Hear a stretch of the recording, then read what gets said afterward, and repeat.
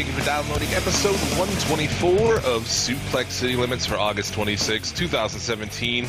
Like a Rubik's Cube, the more you play with me, the harder I get. It's your boy, the King of Bong style, Jim Fishes, and he once challenged a kangaroo to a fight to the death over a card game and won. My co-host, Tyler Fudge. Sick as fuck, Tyler Fudge. And the kangaroo, he's dead, so I won. Suplex City Limits, available for listening where a fine podcasts are found. You can follow me on Twitter at Suplex City Limit. You can follow Tyler at The Federation. We have t-shirts available at Pro Wrestling Tees. We've got 4 designs to choose from, sizes small to 5XL. They ship worldwide. You can also donate on our Patreon. Get yourself a shout out on the show, like Bad Motherfuckers Casey, the Wrestling Soup Podcast. Much love to Mish and Joey over there. The Mizcast, infamous Chris Savage, the Killer Keith Martin, and to please Satan, we sacrifice goats. Jeremy Foltz. This week on the podcast of the Immortals, we take a look back at TakeOver. We're joined by the hipster heartthrob, Suplex City Limits' favorite deathmatch wrestler, Casanova Valentine, to recap the SummerSlam Live experience and also his recent fucking bloodbath in a bar with Masada. I wonder, does he still have the skewers in his head? Oh my god, it's ridiculous. So we'll talk about that. We'll go through the news. We'll talk the fucking Cueto Cup finals. And we've got some fan suggestions from SCL Nation for Sunny's new podcast. We've given her some names, possibly. So we'll get into all of that this week on the show. And we might as well just start off by talking about some NXT TakeOver. As that was the oldest thing that's happened. Yeah, it's been more than it's been a week. Like legit a week. So, right. Obviously the better of the two shows.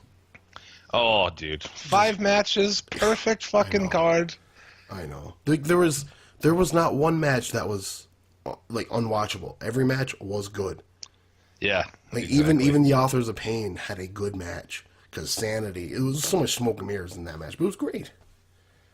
Exactly. The opening of the show, what did you think of Code Orange? I don't like the band. I don't like them.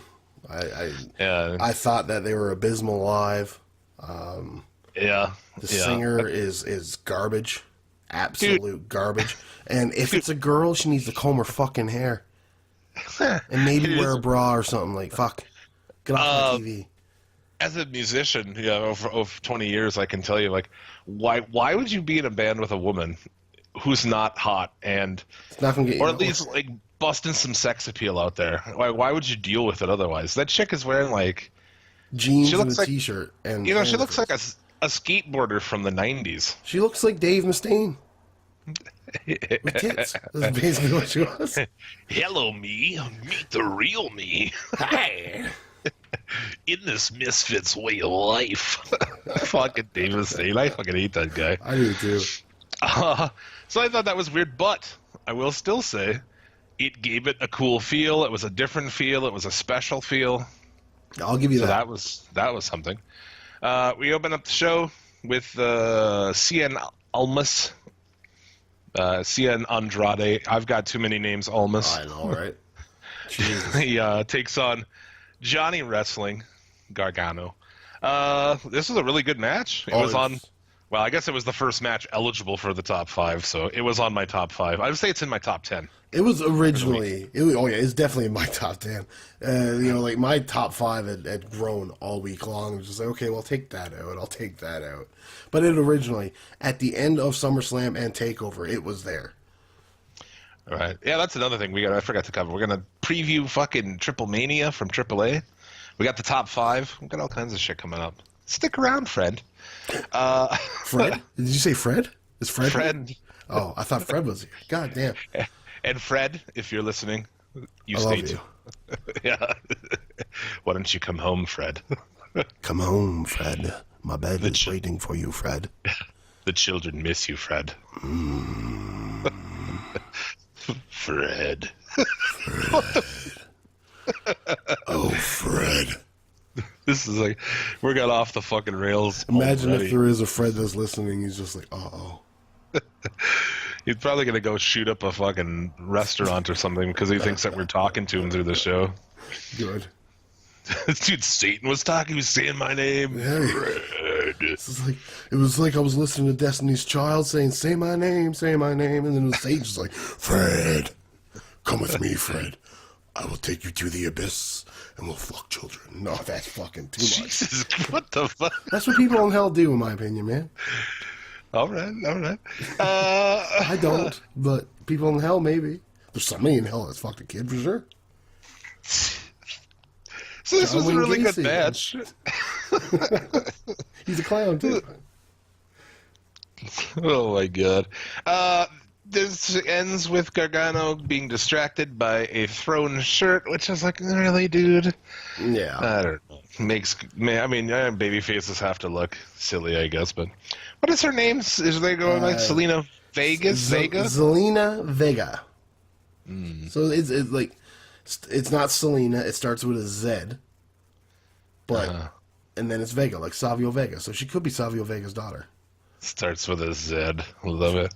International podcast. 5-star international podcast.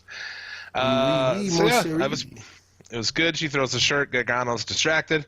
Almost hits him with the Grande El Chupacabra Diablo driver. Whatever the fuck. I don't know. Tell me what his finish is called. I don't know. I don't know. I think the Grande El Chupacabra Diablo. It works for me, man. You could have fooled me and told me it was. Come on. It was a good match, yeah. Dug it. We predicted that correctly, by the way, both of us. Yes, we did. They show fucking Angle and Bryan in the crowd for some reason. And the Aussie cunts who are... Well, the whole point of that was that they were scouting. Sure, which is, it's cool. The Aussie cunts were giving them hand jobs in the front row and shit. Yeah. Under their coats, I saw them. I saw X-ray vision goggles. Got it from Batman's comic book. From there, we get a series of guest commentators. Yeah. This one's Corey Graves, who sadly does not kick fucking Watson out of there. Just right. Kick him out, keep him. But Graves, he's still coming on to me, dude. He's still giving me the kissy faces all the time. Every time I see him on TV. he does have that duck face, eh? Yeah. He does do it a little bit. But I mean, hey, he's a pretty man. Yeah. Yeah. Sorry, but fucking people distract me by texting me and bullshit. Like, I'm trying to do a fucking 5-star podcast, goddammit. Jesus Christ, guys. Leave him alone. Yeah. So, from there we had Sanity in the Authors of Pain for the NXT Tag Team Championships. What the fuck? The Authors of Pain come out looking like the love child of Master Chief and the Teenage Mutant Ninja Turtle. Now that you say it. He did? Yeah. Teenage Mutant Ninja Authors. Turtle power. Bland, boring, big guys. They fucking suck.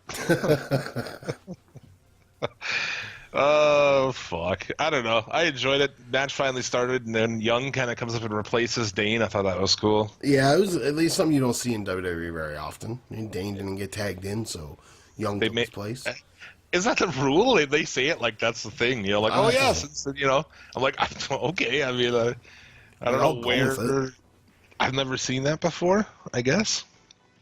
So that was pretty good. But also, you notice that Young did the over the turnbuckle flare spot? Yeah. In this match? I'm like, dude, nice. Very fucking nice.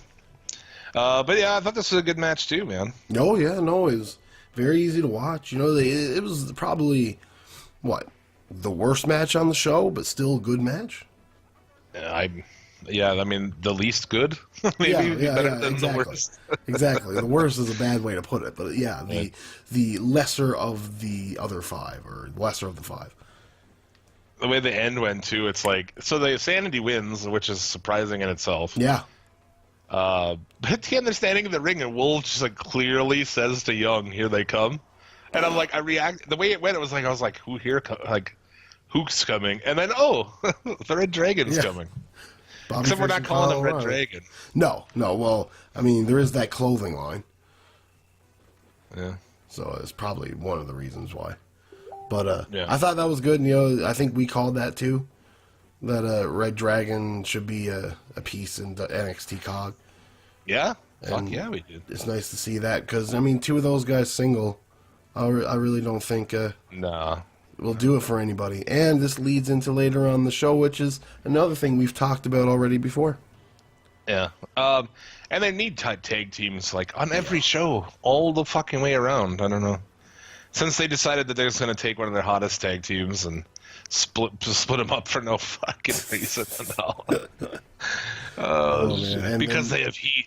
Right, yeah. If they're an asshole, that's so weird. At work, at work, if somebody does something fucked up, we don't make them oh, you're going to fucking go and clean the toilet, No. We just talk to him and be like, dude, that's fucking shit doesn't fly around here, Yeah, and that's it. Yeah. If he does it again, he gets fired. Don't bring people in the locker room and shit. And don't be on the fucking phone loud on the bus. Stop being a fucking dick to everybody. The end. Why do you have to go through, us? We all have to sit by and watch all this bullshit. Same thing with the Baron Corbin thing. It's do we have to sit and watch this? I don't know. Anyway, sorry. Yeah, no, hey. Rant for days, bro. Rant for days. You finally get your guest. You get another guest commentator for this match. Yeah, Jim Ross. Good old who, when I saw him, I was like, I fucking forgive you for your Long Beach, your New Japan fucking Long Beach shit. And you get JR, and Morrow here together, which is awesome. That is. I like that. Yeah, and have you heard JR talk about the Long Beach show and everybody's reaction? No. He takes it pretty well. Yeah, dude, I think that's, I don't know.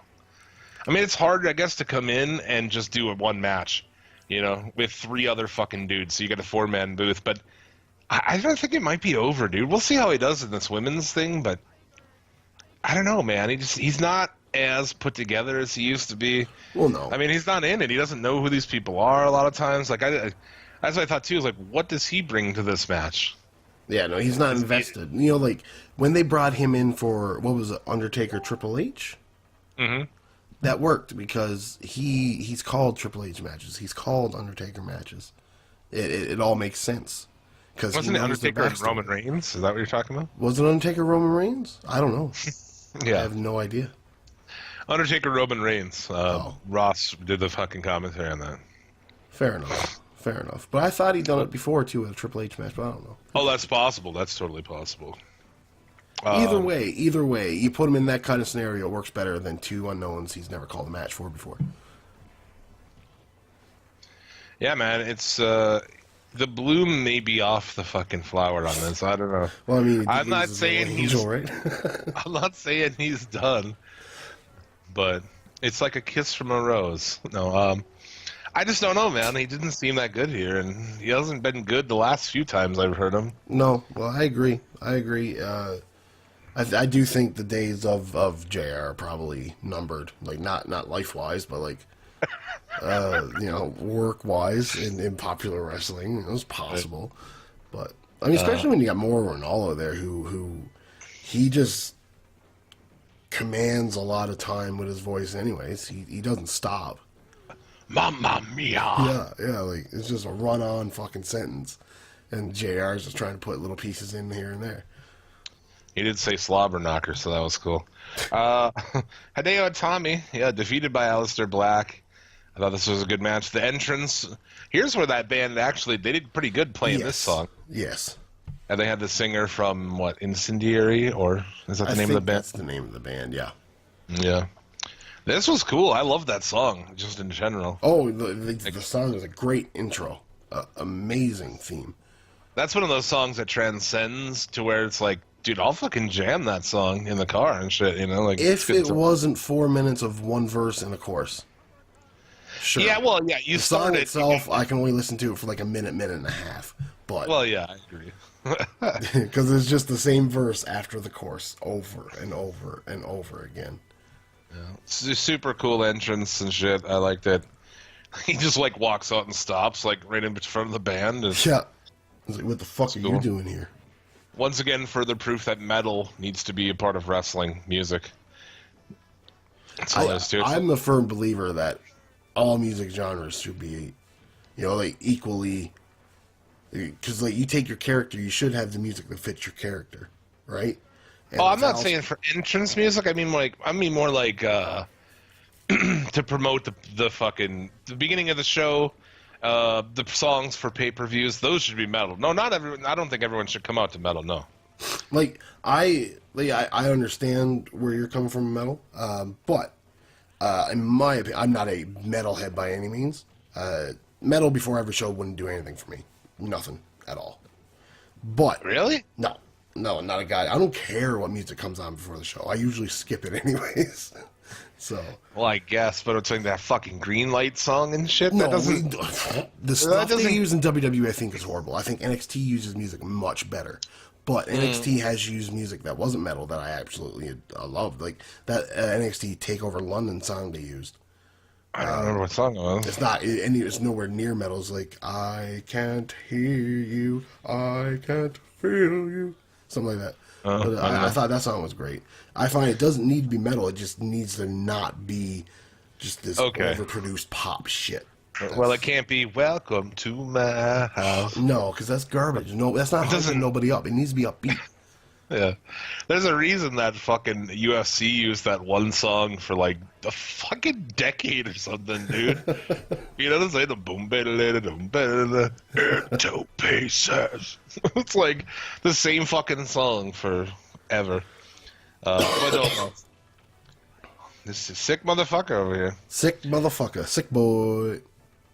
So in this too, Black gets busted open, which is awesome. Yes, fortuitous blood. Yeah, is what they call it. So when did Tommy actually get Flash knocked out, or is he just really shitty at falling down forward? Because his face went into the mat like he fucking was out cold. You know what? He might have gotten knocked out, but I mean, yeah, he might have. Who would sell that spot? Who would? Yeah, like who goes face first? Yeah, like I'm just gonna go fucking forehead first. Like there's no way, dude.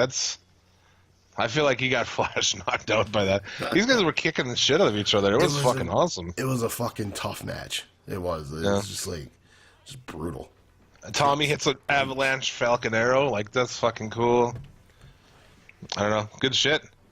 And, my other notes say I forgot JR was on commentary. Well, he didn't do anything to make you remember him, you know? Yeah. Yeah. Well, it may just be that they have 4 people out there too. But yeah, that match was on our top 5 of the week. Oh, definitely. So we'll talk about later. Before the next match, another guest commentator, Mike Adamle, is out too. I was like, wait, what? Did I miss this? Jeff Harvey. Ember Moon defeated by Asuka here. We both we both picked Asuka, didn't we? No, I picked Ember Moon. You picked Ember Moon. I picked Asuka. Yeah. That's how I won.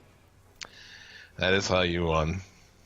So yeah, good match here too.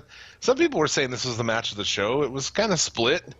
You know, definitely nobody said like this is absolutely the best one, but it was. I would put it up there as 1 or 2. You know, I wouldn't say one was better than the other, in my opinion. I enjoyed both. It was definitely better than the main event.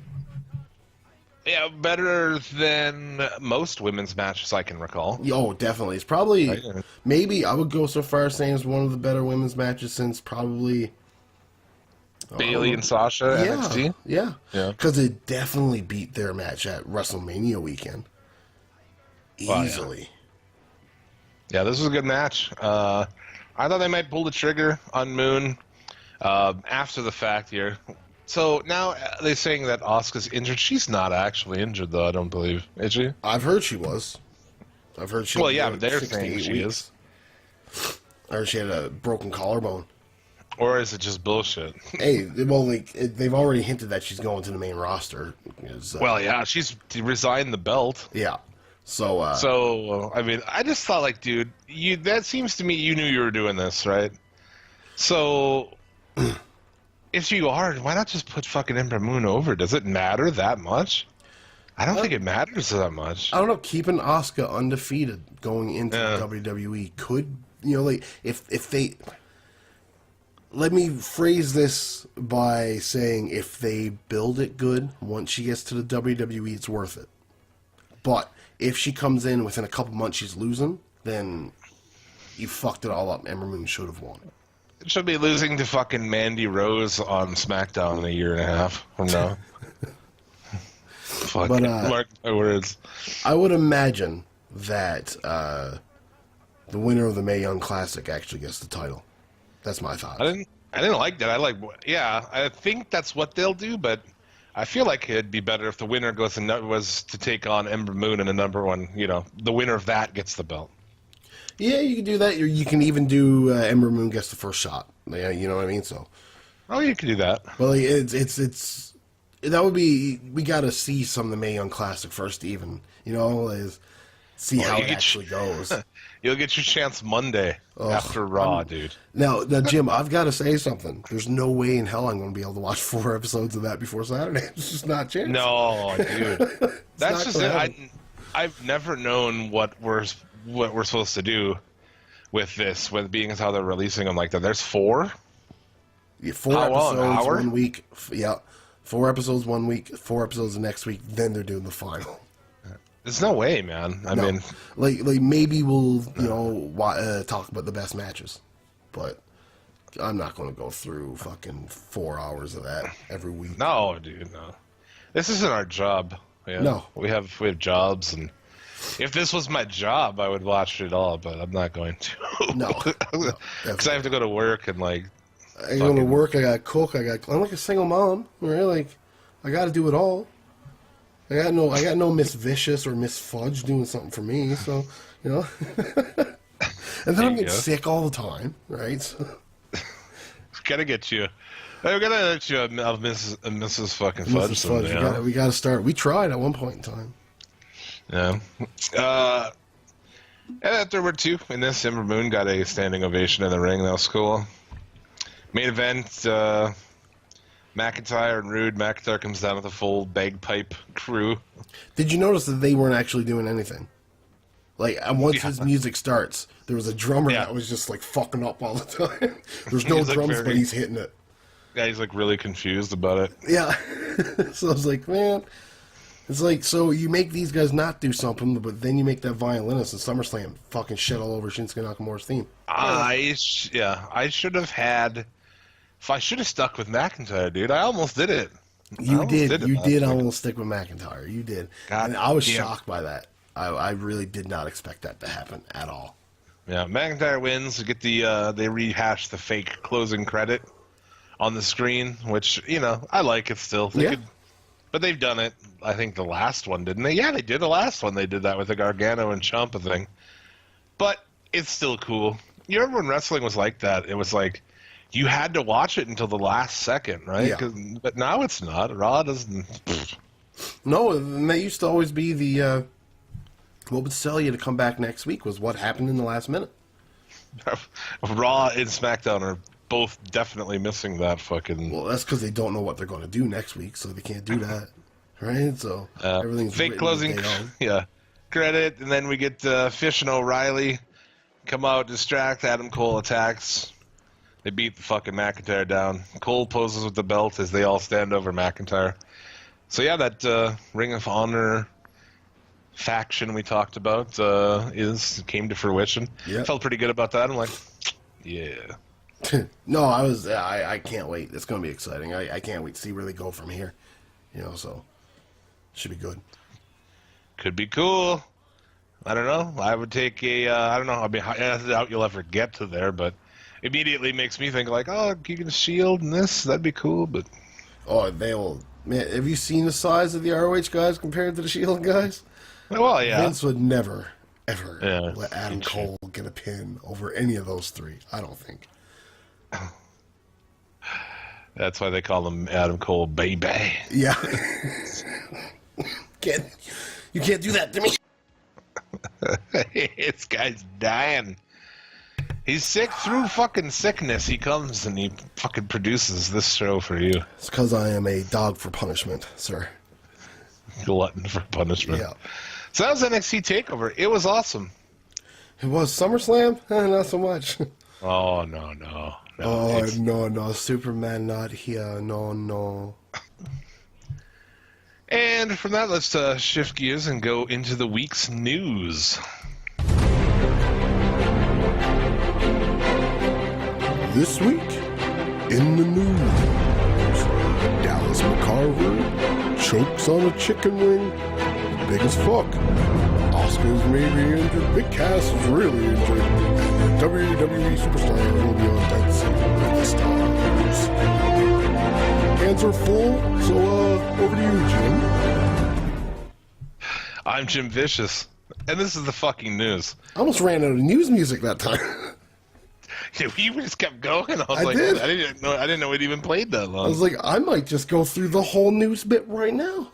Save us some time. You could do that. What is the story of the week? Oh man, the big roid ball choking on my food. That's the story of the week. What is this? I don't even know what you were talking about. You don't know what I'm talking. Dana Brooks' boyfriend, Dallas McCarver. Oh, I heard he died. Yeah, he died during Raw. Well, she was being in it. Yeah, he died Monday evening. Shut the fuck. Yeah, he told her he was going to make some food, and then he died. He choked on some food. Like, he passed out like 4 days earlier at the Arnold Classic or something like that. Why? What happened? I don't know. He just passed out. Like, he was up on stage flexing and shit, and then done an Tommy and went face first. No shit. Yeah, and then on Monday he died, and I guess Dana Brooke got the word after she had that promo with Emma, I guess. Oh man, that's crazy. I did see something about her boyfriend passing, but I didn't know. Like, in his Florida home after apparently choking on his food. Yeah. Holy fuck, man. So, like, now, I was just like, oh, man, that's a shitty story until I looked at a picture of him. And I seen a picture, and I was like, I know why you died. Steroids. You think so? Oh, my Jesus Christ. Look, search him up. Big Country McCarver, huh? Look him up and tell me that he's not on the roids, or wasn't on the roids, because he's not now. Well, I thought she was fucking Dolph Ziggler. I heard that too, but I mean, Jesus Christ, you can never believe anything these days. Oh, come on, dude. Are you fucking serious with this guy? Dude, he's huge. Holy shit, dude. So it was obvious. His heart just exploded and food was in his mouth. His heart exploded while he was... What was this guy eating? Probably tons of fucking meat, right? Oh, keto, or what's it called? The keto diet. I don't even know what that is. I gotta bite this on the keto diet. It's all red meat and fat. That's stupid. Yeah, your heart will explode in like 30 years. Fucking stupid. You also gonna get fucking cancer of your fucking... Gonna get cancer your asshole. You did have to go to the hospital because you had a eating tons of red meat is found to fucking give you, fucking shit shoot cancer, man. Cancer in your poop region. Nobody wants cancer in your poop region. I always want my poops to go fucking fine dandy. I lost 40 pounds since May, and I haven't fucking barely eaten any red meat at all. So. Oh, really? Oh, I live in Alberta, so red meat's essential, but it's essential. It is. It's the Texas of America. Like the Texas of America. It is. We have cowboys. We have like rodeos and shit. Also, like Alberta beef is one of the I've went to the States and they tried to sell me on the steak by saying it's Alberta beef, and I was like, I live in Alberta. I'll go with something else. It's like, you don't need to sell me on the Alberta beef. Your Alberta beef is not gonna be better than my Alberta beef. Oh, what the fuck? Yeah, I'm not huge. I mean, people can eat all the steaks they want, have fun. I'm not a big red meat eater. I like a good medium rare steak with salt and pepper. That's it. I like it. It's kind of weird, actually. It comes from my mind comes from kind of like almost a hippie sustainability fucking thing. You know how many resources go into one cow as far as... dude, it's unreal. It is. It's unbelievable. It's unsustainable. And then you take the cows that they feed with corn, and then they got to have a hole in their side, and they got to churn their stomachs by hand. Oh, dude. That's fucking insane. It is. But like Alberta I just beef eat ain't chicken and like turkey, man. That's it. Little things. I like chicken a lot. I'm a big chicken eater. I am. I'm also a big pussy eater too. So. Oh shit! Oh, gets in there. Bitch! You don't eat pussy. I don't know what the fuck you're doing with your life. Like Michael Douglas, go fuck yourself. Yeah, eat pussy and get the fuck out of here. Yeah, exactly. Fucking. How do we shift gears from Dana Brooks' fucking boyfriend dying to that? Boyfriend dying. Nikki Bella's gonna be on Dancing with the Stars. The fuck. Right? God damn it. I don't care. I don't watch that shit. No, I don't either. But she's following the long lines of Stacy Keibler and Chris Jericho. Yeah. And we can also touch on Leo Rush officially signed by the WWE this week. They officially announced it. Yeah, I feel like I just dislike that dude now for maybe a silly reason. You know, like when he went online and started talking about how he charges his money now to be on podcasts, I was like, really, motherfucker? Fair enough. I mean, I was like, I had no really, way, shape, or dude? form would like to talk to Leo Rush, though. Yeah, really, dude? We have 5 times more Twitter followers than? Like, really? Not that we would ask, because fucking... Well, that's a whole other thing I was thinking this week with, like, not to talk shit, because, like, anyone can do whatever they want with their shows, but how many times do I want to listen to former pro wrestler X be on wrestling podcasts answering fucking the same I don't, you know what I'm saying? Yeah. I don't get it. I don't feel the need for it. You know, it doesn't really interest me. Very seldom do I listen to a podcast that has a wrestler on it, right? I mean, yeah. I listened to Edge and Christian's interview with Omega. That was great. That was great. That's pretty good. Have you listened to their Daniel Bryan one? That's also great. Yeah. Like, I almost fell in love with Daniel Bryan listening to that. It's like, I wish I was Brie Bella. Loving you. Virgil. Yes, really, we're going to talk about Virgil. Oh, my. He is now the bodyguard for a porn star. What the fuck? He is the personal bodyguard of porn star Sherry DeVille. Sherry DeVille? I don't know her. Look up some of her work, and let's play some of the audio. Let's see. Wait, we can do that. Well, it's possible. Yeah. They talk about him being selected as a candidate. Virgil brings years of experience to the table and would do anything for Sherry and America. She says she's running for president in 2020 with Coolio. Coolio? Yeah, Coolio is going to be our vice president, and I guess Virgil's going to be, the Department of Homeland Security or something. He'll be the head of the Fuck Money Commission. The Fuck Money Commission. There we go. He oversees all fucking Olive Garden. Yeah, you make sure the bread is on point. Yeah, got that free breadsticks. I don't know. WWE announced a new. Can you hear it? Mm-hmm. This is Sherry DeVille. Oh. Oh, wait, no, it's loading. Oh, she's not very good looking at all, dude. I don't know, man. I don't know. She's creeping me out. I can't watch this. Hold on. No, it's too low. I got it off. It's gone. I can't listen to it. Oh, man. You're not seeing what I'm seeing. Okay? The look she's giving the camera and the weird glow of her body is just... No, her gash is huge. It's humongous, Jim. In other news, Sherry DeVille has a giant gash.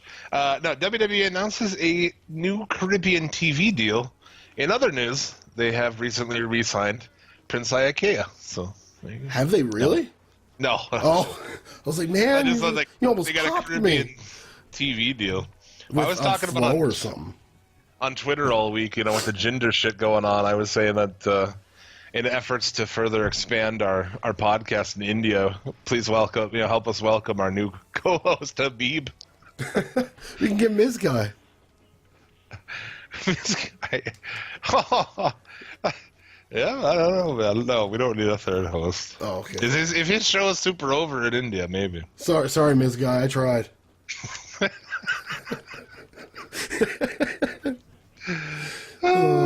Just making Jim the heel. Check. I guess, man. Oh no, well, it works. Fuck it. It works.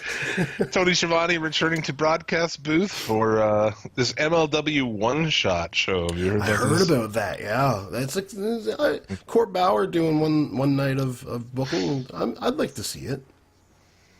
Yeah, it'll be available on MLW TV within 72 hours of the event. So I don't know. Yeah, I probably won't see it. Are they going to try to charge for this? If they're charged, if it comes, I'm not paying for it. No. No, dude. See, if I'm going to watch, this is the way I look at it now. All these indie shows that are doing all these paid events, I like. They need to do something that's different.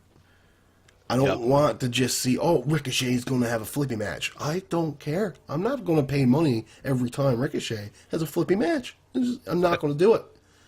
If I had to pay every time Ricochet had a flippy match, I'd be broke. I would, man. Like, so why? You know, like, I've already scaled back some of my wrestling websites for watching shit.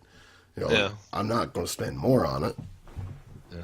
If you had to spend a dime every time Ricochet had a flippy match, I'd have no dimes. No dimes to be given. So yeah, we'll see about this. I mean, bullshit! They need to give something out free, because if I'm watching Triple Mania 25 for free tonight, then now, mind you, better get it. I'm not paying no money to watch AAA, especially Triple Mania. With the one time that I did spend money to watch it, I got fucked. So, did you order it that one year? And I'll never, ever order another one again. Well, that's why they learned their fucking lesson there, not to try to charge, because that show was a train wreck. That was what, 23? I think so. Yeah, it was like last year, or the year before, or something like that. Awful matches, horrible like, there was production nothing good problems. Matt Stryker telling me to Twitter saying they're out. Oh, you can't tell yourself that your shit's not working? Yeah, it's pretty fucking bad, dude. They didn't want to spend the money. They didn't do it right, so. Low Key has left GFW. Yes, because he won't be in the main event. Is that the deal? Yes, and honestly, I wouldn't put Low Key in my main event. Low Key is a great wrestler, but like all he is a wrestler. He can't really talk. It's just a dude boy's talking like this, and he takes himself too seriously. Me, myself, if anybody took themselves too seriously, I'd immediately put you down a peg, and you're not going in the main event. So that's the way I'd look at it. You call me a cunt if you want to, but yeah, he's supposed to be featured in an Ultimate X match at Bound for Glory pay-per-view, but he wanted to be in the mix for the championship. That's allegedly. Yes, but like now they were given a push as being like the big single star in LAX at the time, but. That guy, and saw some people like, oh, maybe we'll go to WWE. Like, really, dude? They're not going to sign that guy. You think that Caval is going to go back to the WWE? He was there once, and he couldn't do it because he was too big of a prick. Well, dude, I mean, think of what they did with him, though. That's fucking crazy. Oh, yeah, when you're presented with the skill set that guy has, and that's what you decide to do with it. Yeah, no, I agree. I agree.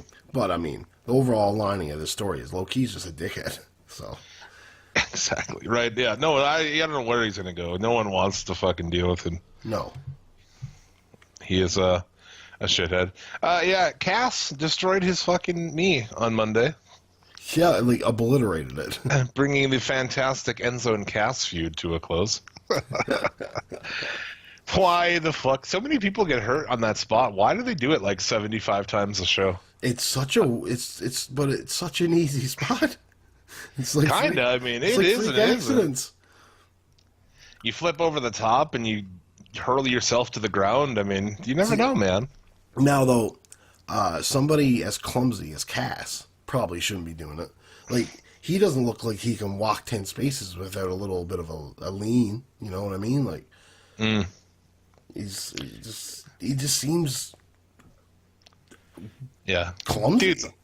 Dude's out for fucking, like, 9 months at least. Oh, yeah. Push gone. So, yeah. And Enzo showed up on 205 Live this week, reportedly. I didn't watch this. When I turn on the network, I see Enzo's face in 205 Live. So, but the guy who watches 205 Live, he tweeted it out so that the rest of us knew. That one guy in the crowd. Yeah, exactly. John Jones, this is more MMA, but it's kind of wrestling because of... kind of, because it ties with Brock Lesnar. The Lesnar deal. John Jones, busted for steroids. Again. Stripped of the belt. Again. This guy is a fucking sack of shit. But we've been saying that for a long time. He's a fucking idiot. Oh, I've been on the John Jones train, sucks train for years. But the first time I saw him, I thought he was fucking awesome. He came out. I didn't know who he was. He beat the fucking death off that kid. Got DQ'd for fucking him up too much. And fuck, he was awesome. But and then he runs over a lady in a car and drives away. Yeah, runs away. I don't even remember. Yeah, he's dumb. All he had to do is keep his shit straight. And him versus Lesnar is like a special attraction match. Millions would have been huge. Yeah. It'd have been huge. Huge. Greatest thing. Best ever. So, I don't know. That's pretty fucking silly.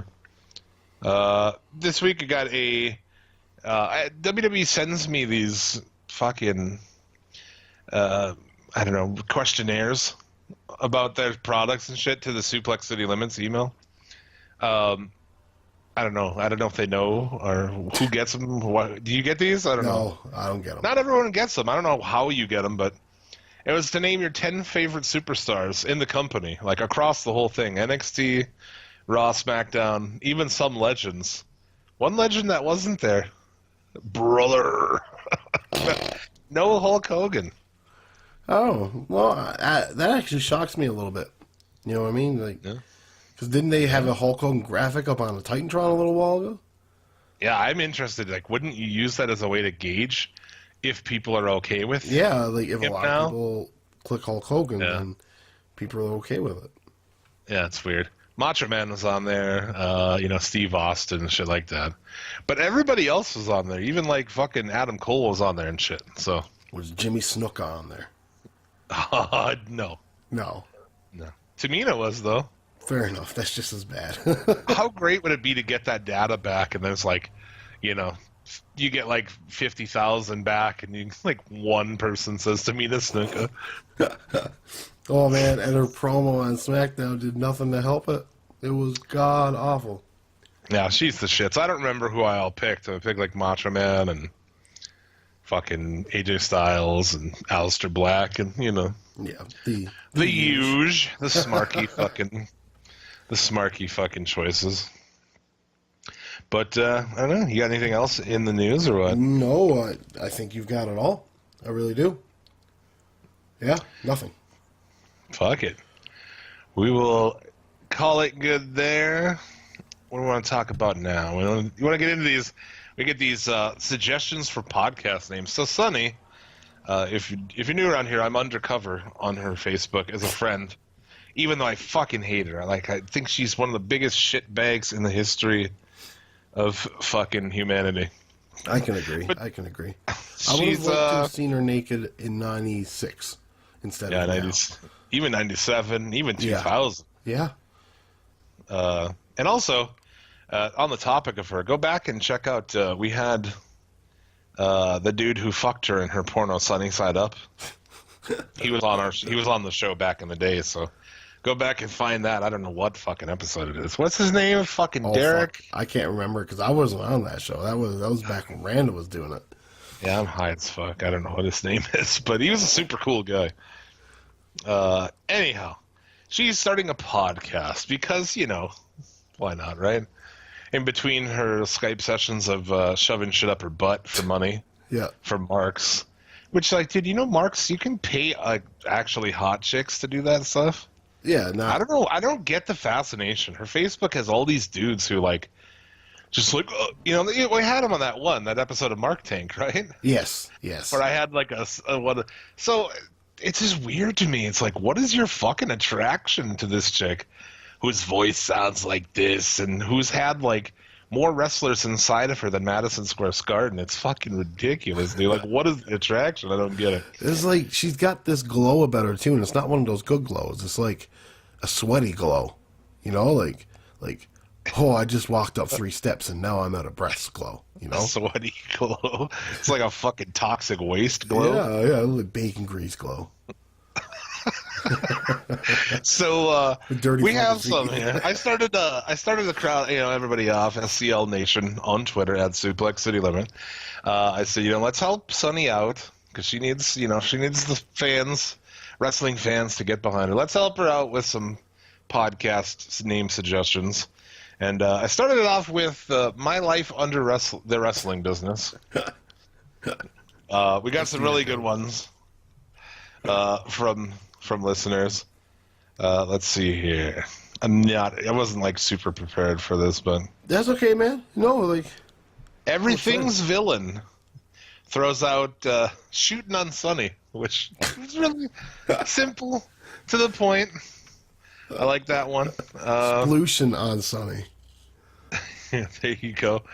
Our buddy Scotty from the Sat Pod. Shout out to Scotty. Scotty, if you're listening to this, come hang out with us and smoke some bongs, man. Talk about wrestling, baby. Come on. Check out the Sat Pod. They're a fun show. His suggestion: Come on My Face, the podcast starring Tammy Sitch.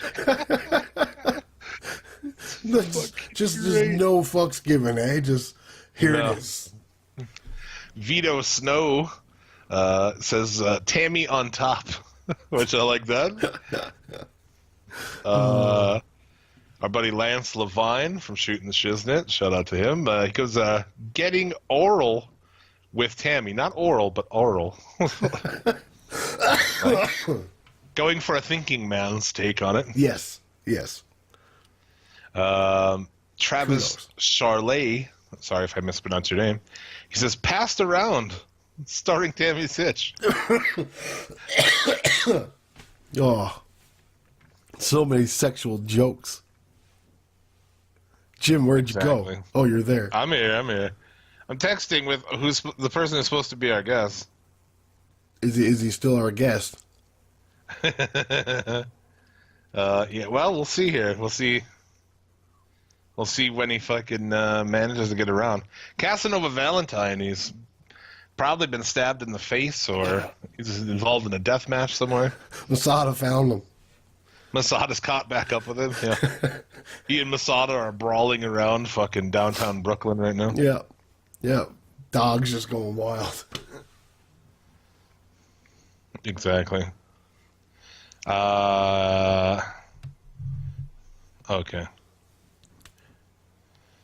Do you have any more Tammy names? Oh, we do. I'm sorry. Oh, fuck yes. I blame all of that on fucking Casanova. Fucking Nova. Yeah, Aaron Echoes. Shout out to him.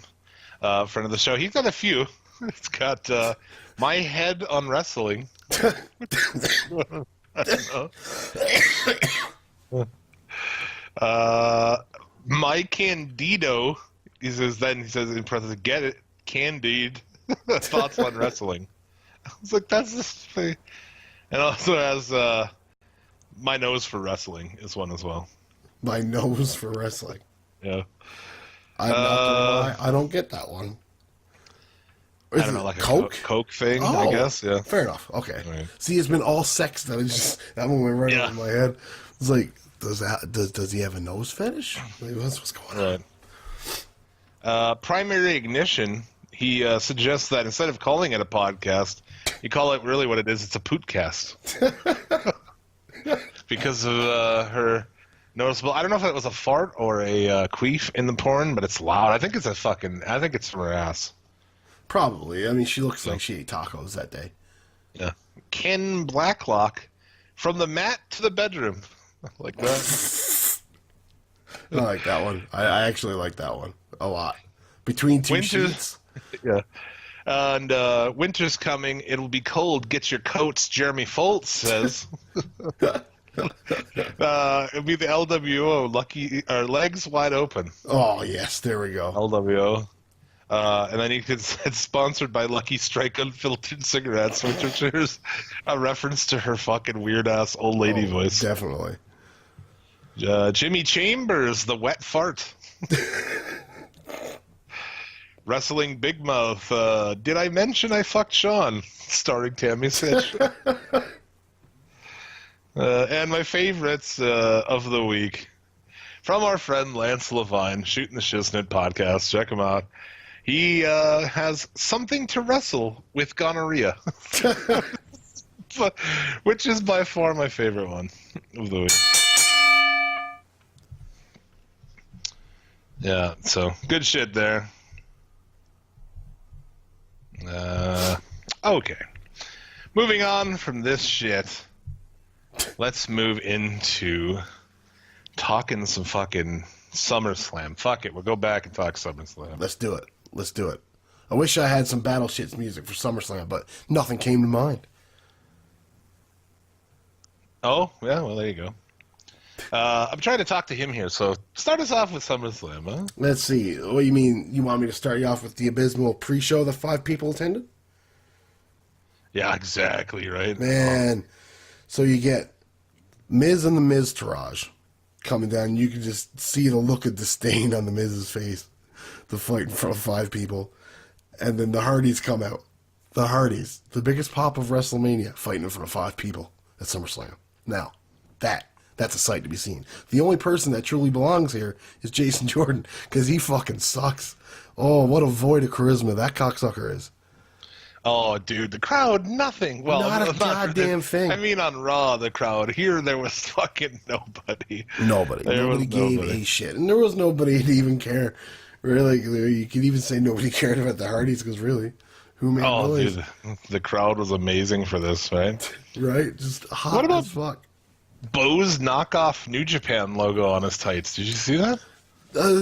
I couldn't tell what it was, but it looked like a knockoff New Japan. I know what you're saying. Yeah, I don't know what it was either, but I mean, Bo, he just looks weird. He does. Like his face, like his neck up, it's like, oh, okay. Neck down, I was like, what the fuck? You know, what's going on? There were so few people watching this match, the Hardys had flashbacks of Impact Wrestling. Oh, I know, right? It's like, we haven't wrestled in front of this many people since the TNA house show. Yeah, it was awful. The Miz Taraj defeat them in front of a crowd of nobody.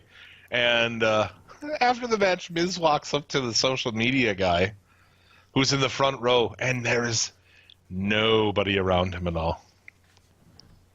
You know? Yeah. It's so fucked. It's just like this one dude recording Miz on a cell phone in the front row.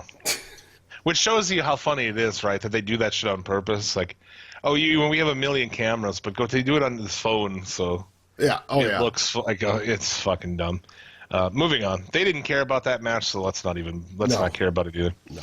Neville defeats Tozawa. Which dumb. What? Here's the thing. I've heard nobody say this all week when talking about this thing. You should have kept it on Tozawa and used Neville in an upper mid card fucking capacity. Yeah. That's what that belt should be. A dude has the cruiserweight belt for a while. When he loses it, it comes into the main event scene. It's another way to build main event guys. I agree with you completely, because you could have done that with Austin Aries. You could have done that. You can do that with Neville. Yeah. A heel Neville could come up and fucking feud with a Balor or something, or Rollins. Man, that would be such a good match. Like, Neville and Rollins had a match a couple of years ago for the WWE title, and it was great. Yeah. Why can't he be? I don't know. Why can't he be in the main event? That's a perfect way to do it. And now he's back on him, and it's dead. It's just so dead. And where does he go? He's beating everybody. He's beating everybody but Enzo, and this is going to make us we're going to know how good of a wrestler and Neville is, and that's to see what kind of match he can get out of Enzo Amore. I'd rather wrestle that fucking 9-year-old girl than Omega wrestle. I watch that match every now and then. That match is dope. Yeah. This is pretty much nothing, and I guess a lot of people tried to talk Vince out of putting it on Tozawa just to take it back off. I guess at Raw they were like, he just decided, but fuck it, you know. The old man's gone fucking crazy. Oh yeah, easily. But we are saved though. Big hit. And I'm trying to cover for you. We've got though the end of the pre-show is easily, you know, one of the main events of the night. This match should not have been there. The Usos against the New Day. They came out with a chip on their shoulder and drove the point home. This match was fucking awesome. The Usos and New Day, I'll watch those matches. This is two straight pay-per-view matches they've had that we've put on our top 5. Yeah. Most times the tag team match is the best match of the show. Theirs was the best match of whatever the fuck awful pay-per-view we did last time. Oh, fuck, easily. And you know what, though? I was also a fan of the Shield thing and Cesaro and Sheamus. I thought that was a good match, too. It was probably that and the main event of SummerSlam is the best parts of the show. Yeah. This was my fucking favorite match of the show for a long time. Yeah. And was this show long. I had to watch this show in 3 sittings. I fell asleep that many times. I'm dead serious. That is the God's honest truth. I was live tweeting it on. I wasn't. So, get this awful long KFC commercial that makes their entire roster look like idiots. They weren't satisfied with making all their current wrestlers look like idiots. They wanted to make some old guys look like idiots too. So they had Shawn Michaels come down. As if that fucking stupid movies is in haven't made him look like an idiot. Yeah. Unannounced, as if his fucking eyes don't make him look like an idiot. Oh man! have you ever watched the U Shoot with RVD? No. And he starts. I think I've seen it, but what is it about his eyes? Like RVD he's asked about Shawn Michaels if he's a dick or not, and he said, "Yeah, we'll put Shawn Michaels in the dick bag." And they asked him why, and he's like, he immediately puts his head down, puts his head back up, and he's got his eyes crossed. And he's like, RVD, I didn't know you were so charismatic. Oh, man, I thought you were just a dude. It's just he starts just taking the shit out of Shawn Michaels. Oh, yeah. He comes out, he's just a chicken boy. Chicken boy. And he's got all the sides. Coleslaw. Yeah. You like the beans. You like the slaw. All right, now. It didn't make any sense, dude, to have Shawn Michaels come down, dressed like the Colonel, to his song, and then just, like, pose on the fucking table and in the ring. I don't understand. Yeah, it's weird. It really is. It makes no sense. And why would he do that? Why would you agree to do that? Money? I heard he's in trouble for money. People that's found God do weird things, Jim. Like find God. Exactly. No, I heard he's kind of in the hurt bag for money. That's part of why he's got a coaching job at NXT. Well, I mean, God doesn't pay the bills. Nah, fuck. And neither does hunting shows on CMT, obviously. Paul Levesque pay the bills. Yeah, exactly. Uncle Paul. Uncle Paul. Let's accelerate our pace through this, otherwise this is going to be, we'll be here forever talking about abortion fucking matches. John Cena defeats Corbin in just a nothing match. Nothing. Oh, dude. Yeah, it was pretty good shit. Why? Dude, you notice how big Cena's bald spot was? When did he go bald? His hair is like scruffy lately, dude. Right? It's almost. He's gone back to like 2003 John Cena, and but it's obviously got to be something for a movie role, like maybe Transformers or something. They want him to have a full head of hair. Well, he's better fucking figure out something for the back of his head. Rogaine, motherfucker. Rogaine. All right, now big old hit. Go ahead. Back to the messaging shit. So Baron Corbin's push is obviously coming to an end after getting no heat back from this match whatsoever. John Cena just beats him, and I would go into saying it's like a reason why John Cena and Baron Corbin, or a reason why Baron Corbin has heat, is because of some backstage altercations with John Cena. But where that came from has also been taken down a bunch of news, so don't believe everything you hear. I shouldn't even have said it. It's just because Jim has disappeared, and I'm stuck here rambling. 5-star podcast. And then we get Natalya, who wins the women's title 7 years later. Sorry, I'm coming back, and I'm going to go back a little bit. Did you hear the rumors that they had made him take his shirt off at the end of the match? That it was like, because he actually is like super self-conscious about it, they say? Really? Evidently 5-star podcast. Drinking Diet Coke's like a goddamn junkie here. If that's true, I love it. Yeah, evidently the reason he was wearing, he never wanted to go shirtless, I guess. Fair enough. I mean, you know, I wouldn't either. Like, I wouldn't in my state. And I mean, with that too, it's like, fucking, Cena is out putting the hat on, he's just goofing. This was absolutely, we're going to bring him in live. This is just, go out there and make this fucking kid humble, really, is what it was. Just take the shit out of him. And he did. Yeah. And we're live on the show, and I think we're joined by our guest here. So he's finally showed up. We've been alluding to it throughout the show. The hipster heartthrob Casanova Valentine in the house at Suplex City Limits. What's up, dude? The returning, the resurging, I leave your girlfriend's yearning, hipster heartthrob, the white Kimbo Slice, and the undefeated, undisputed king of the underground Brooklyn deathmatch, Casanova Valentine is back. That's a fucking entrance. Holy shit.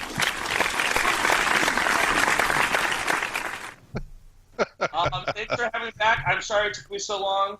I had to work earlier, and also I'm just a fat idiot. So there's. Aren't we all?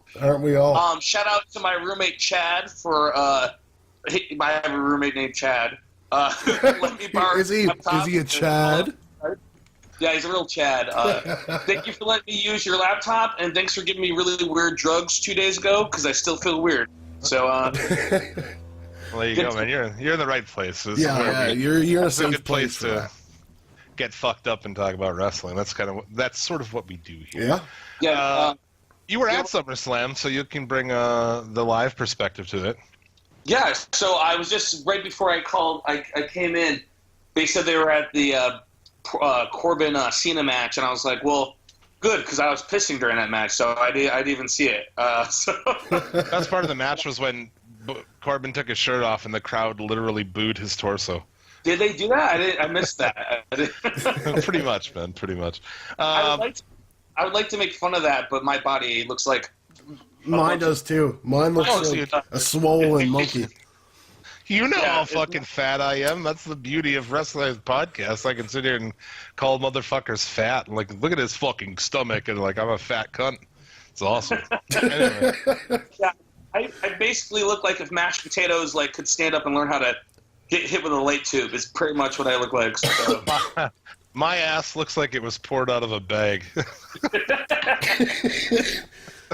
So yeah, I got to SummerSlam at right before the New Day Usos pre-show match, which was one of the best. It was the best match of the night besides the main event, at least by the crowd. That's what we said too. Yeah, that was definitely. I mean, that was the best match for me, but also just the crowd reaction. Also, later on, the Dean Ambrose Seth Rollins match had the second biggest reaction. But so yeah, I got there at Usos and New Day. It was a really great match. And then it was just a slumber party for the next 6 hours. No disrespect. What did you do? What did you do during the whole time? Because you couldn't watch all that bullshit, could you? Well, you know what was weird? It was weird. It was you couldn't watch all the wrestling because it was so long. And I'm a pro wrestler and I love wrestling just as much as any of us do. But goddamn, it was grueling. But not only that, but beers in Barclays Center are $10. So I couldn't even get shithoused. So it's I'm just sitting there talking to the guy next to me, and just like shooting the shit basically because it was too much wrestling. I was wrestled the fuck out, you know. I got a question. I got one. This is on my mind. The dude that was sitting next to you, did you know him? Did I know him? Yeah. No, he was just some random guy with his kid who drove in from like Connecticut. Did you show him a picture of skewers hanging out of your forehead? Oh yeah, I was out there. Yeah. Oh, how did he react? I'm sure the wounds were fresh. I mean, right? I'm sure that your face looks fucking like you road rashed or something. Well, it was crazy because my death match versus Masato was Wednesday. So I kind of was on the road to SummerSlam if you're like a local indie fan, you know what I mean? Yeah. So a lot of people were at my match that were at SummerSlam, and so like a lot of people saw me and like, I can't believe you're walking right now. I'm like fuck that, you know. But yeah, I was still bandaged up. I got a splint on my hand right now. I got to get the hard cast Monday. I broke my right pinky knuckle. And my rib is still a little banged up. Was that when you punched the chair that he had? Yeah, it seemed yeah. But yeah, I totally broke my hand, fractured my rib, and you know, basically got the shit kicked out of me. But yeah, when you said it, you like, oh, I broke my hand. I'm like, oh, there's the spot where he broke his hand. Yeah, you can see it exactly on the film where it happened. So like I was kind of like, you know, it was kind of cool. I didn't even, you know, when I booked this death match, I didn't even realize SummerSlam was that same weekend. I didn't, you know what I mean? It was just a coincidence. So it was kind of nice how it led into that. So it was like, but by the end of it, I was like, no more wrestling. I had my match, and then I watched, you know, NXT and SummerSlam and SmackDown Raw. I was just like, all right, I'm all wrestled out. I can't. Oh man, it's just like I can only do so much, you know. But yeah, so I came in for the New Day Usos, and that match was really great. And then I took a piss during Cena Corbin, and then also just, you know, I don't know like what the backstory is or anything, but I guess like the guy talking to me, who's my insider now, he was saying how he's like, wow, it's so weird that Cena's opening the show, and he's like, you know, I guess they think Corbin's getting punished for some shit. Yes. Isn't wrestling weird? Like, so apparently fucking Enzo's getting punished and Corbin's getting punished. It's like the only place where it's like socially acceptable to still get like punished all the time. Like when I was coming up in the indies in the beginning, I was always getting punished too, and I just like feel bad for them because I know how much it sucks. Well, like, we were talking about that earlier, and how it's the only job in the world where it's just like they'll embarrass you when you do something bad. It's like, and not just talk to you and say, "Hey, stop." Indie wrestling. Let me just say this real quick before we get back into just SummerSlam. Is wrestling and indie wrestling right now is at the weirdest it's ever been, and I'll tell you why. When you become a pro wrestler, there's a lot of frat boy, like hazing bullshit you have to deal with. Okay. When I started pro wrestling training, it took me a year and a half of in-ring training before I even had my first match. A year and a half. And my school is in Long Island. I live in Brooklyn. So I had to go there, set up the ring, pay the dues, you know, clean the bathrooms. I don't get paid for any of the matches. I work for that promotion. And I'd get hazed a lot. You know, I'm not complaining. I'm just saying it was part of the shit. You know what I mean? Yeah. They treat like shit. You know, they give you extra chops, blah, blah, blah.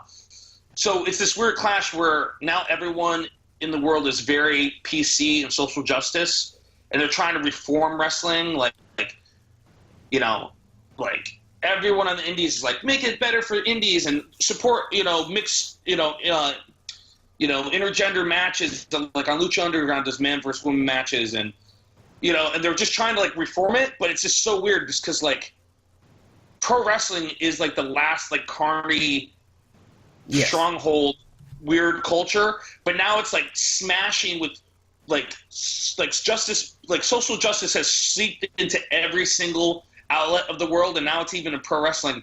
So it's this really weird thing where like everyone's like, especially the good old boys, are like pretending to be good now, But, you know, like Jerry Lawler, you know he really wants to be like, puppies and roll a line of cocaine and fuck a hooker. You know he wants to do that. Yeah, he just wants to ogle Renee Young during the pre-show. God, he wants to fucking objectify women so bad, but he can't. You know what I mean? Like, so it's this weird thing. It's like, it's this weird clash now, you know? Like, I don't know. It's strange. I can see what you mean. It's just, it hasn't fully made its way to the WWE yet with the whole, the Punisher system. And they're trying to get that there, but like, for me, it's like, does WWE need to be reformed? I don't know. Like, punishing does suck, and, you know, but pro wrestling is really heavily based on respect and minding your business, shutting your mouth, you know, and I don't know. I don't know if it's for the better or for worse, to be honest. You know what I mean? All I know is it's just very weird because I know how pro wrestling runs. I was constantly punished. You know what I mean? Like, I did a show for this promotion called FBW, and it was Tommy Dreamer versus Kurt Hawkins versus this guy, Joe Attell, who I had a feud with. And so I wasn't even wrestling on the show, but they wanted me to run out and attack Joe Attell, like costing the match, right? So we're at some like VFW or whatever. It's like mad time before the show, and the bartender's like, "You want a beer?" I'm like, "No, I'm wrestling tonight. I can't," you know. And finally, she's like, "Yeah, just, you know, on the house." Gave me a beer. I was like, "Okay, I think I can handle one beer. I'm 30 years old and I'm an adult," you know. And, Tony Nese caught me, and he goes, "You drinking a beer before the show?" And they like all came in the bar, dumped it out. I had to apologize to Tommy Dreamer and everyone for like endangering their health. You know what I mean? So, you know, in the world where Sandman would drink 6 beers on the way to the ring to fight Tommy Dreamer. Yeah, it's weird though. You know what I mean? So it's like, is that good or bad? I mean, yeah, I was in the wrong. You know what I mean? I should have had a beer. You know, but in a normal world, I'm an adult and it wouldn't be the biggest fucking deal. You know what I mean? But in wrestling, that's the way wrestling is. You know? So I don't know. I feel bad that they're getting punished, but maybe it's good, maybe it's bad. I don't know. And that is the world according to Casanova Valentine. Yeah, dude. Yeah, well, it's just... I'm Jim Vicious. If you're just joining us, we're on the Casanova Valentine project. Man, why don't you have your own show? You should have your own show. Sorry, dudes. No, you should, man. It's just really weird how like the PC way of thinking, they're trying to change wrestling. They are. But, like, at the core of pro wrestling, it's still, like, real... Do you shake everyone's hand? Do you shut the fuck up? You know what I mean? So, I don't know. Side note, if you do want to do a show, if you produce it all yourself, we'll put it up on the Suplex City Limits channel. Ooh. If you like. So we're talking about SummerSlam. Let's bust this show. So many matches. So many of them suck. So we don't even need to talk about all the matches. No, we've been trying to do 2-hour episodes, and I think we're going to be fucked today. I don't know. I'm not. Let's bust through here. At the end of the Cena match, do you see Jeff Ross in the crowd? I was hoping that he was there to fucking roast this shit. Natalya and Naomi. Like, I don't know. I was cooking dinner during this fucking match. I didn't care. Personally, like, there was like just the crowd was dead. Yeah. And it was even deader for Enzo and Cass. Dude, this is fucking garbage. Did he like? I didn't pay a lot of attention to this match because, really, you know, why would I? Enzo lubes himself up, right, to get out of the shark cage? I happened to see that as I walked past the TV from one room to the other. I was like, is he fucking oiling himself up? Why did he? At least he could like get out and do something. He gets out. Drops to the mat, gets kicked in the face immediately. Yeah. Just like Raw, comes out with a cart full of weapons and shit, gets kicked in the face. Like, yeah, that's what was super weird. Was like, oh my god, what was the payoff? There wasn't for him being Cage. Like nothing. Like because ideally, at least a distraction. Like at least he lubes himself up, gets down, distracts Big Cass. He turns around, ducks the big punch, and then still hits the kick and wins anyway. You know. But he just drops down and gets instantly kicked. I don't know. I'm not going to say, like, anything about, you know... I'm not going to, like... Well, I do make jokes about people getting injured, but... It's almost like it serves the fucking WWE right for Cass to hurt himself on Monday. considering, like, why are you still doing this, you know? That was such a pointless thing on Raw to do it again, have him wrestle again. It's like, well, that's what happened. If you wanted to do something with this guy, you should have fucking done it. Now he's hurt doing stupid shit. Yeah, he got squashed out at Great Balls, Enzo, and then he gets instantly booted here. And I was like, wow, how many times do you want Enzo to just get his ass kicked? Like, I don't. How many times do you want to see Big Cass do it? Yeah, so what? Yeah, I heard he's going to be on 205 Live. I heard somebody say that that's like a burial, but I actually think it might be good for him because he could actually just get some mat time in and work with some really good guys like Drew Gulak and Tony Nese, who I know. Like, guys maybe they can teach him how to fucking wrestle. You know? Yeah, I actually think it might be good for him, and plus it might help 205. You know, I don't necessarily see it as a bad thing. He needs, if he's going to be singles now, he needs to just work on his mat stuff. You know, that show. I mean, we've said it a million times on here, but 205 Live is one of the fucking worst pro wrestling shows I've ever watched. And I love cruiserweights, and I love luchadors, and I'm all about this shit, but the fact that they've managed to make something that I like so much to be such fucking shit. Oh, no. I don't usually watch it. I'll catch like a match here and there. I don't watch it. You're not missing nothing at all. No. It's like, so bad. It's just like, why the fuck? You know, you get like Metalik and, you know, they got Cedric Alexander down there. Like, Cedric Alexander is an amazing fucking talent, man. And this guy's just like wrestling some fucking asshole for I don't know why, you know, no reason. Just nothing fucking matches in the show that nobody watches. Yeah, how could you fuck that up? I don't know how you managed to. In most people's world, you can't.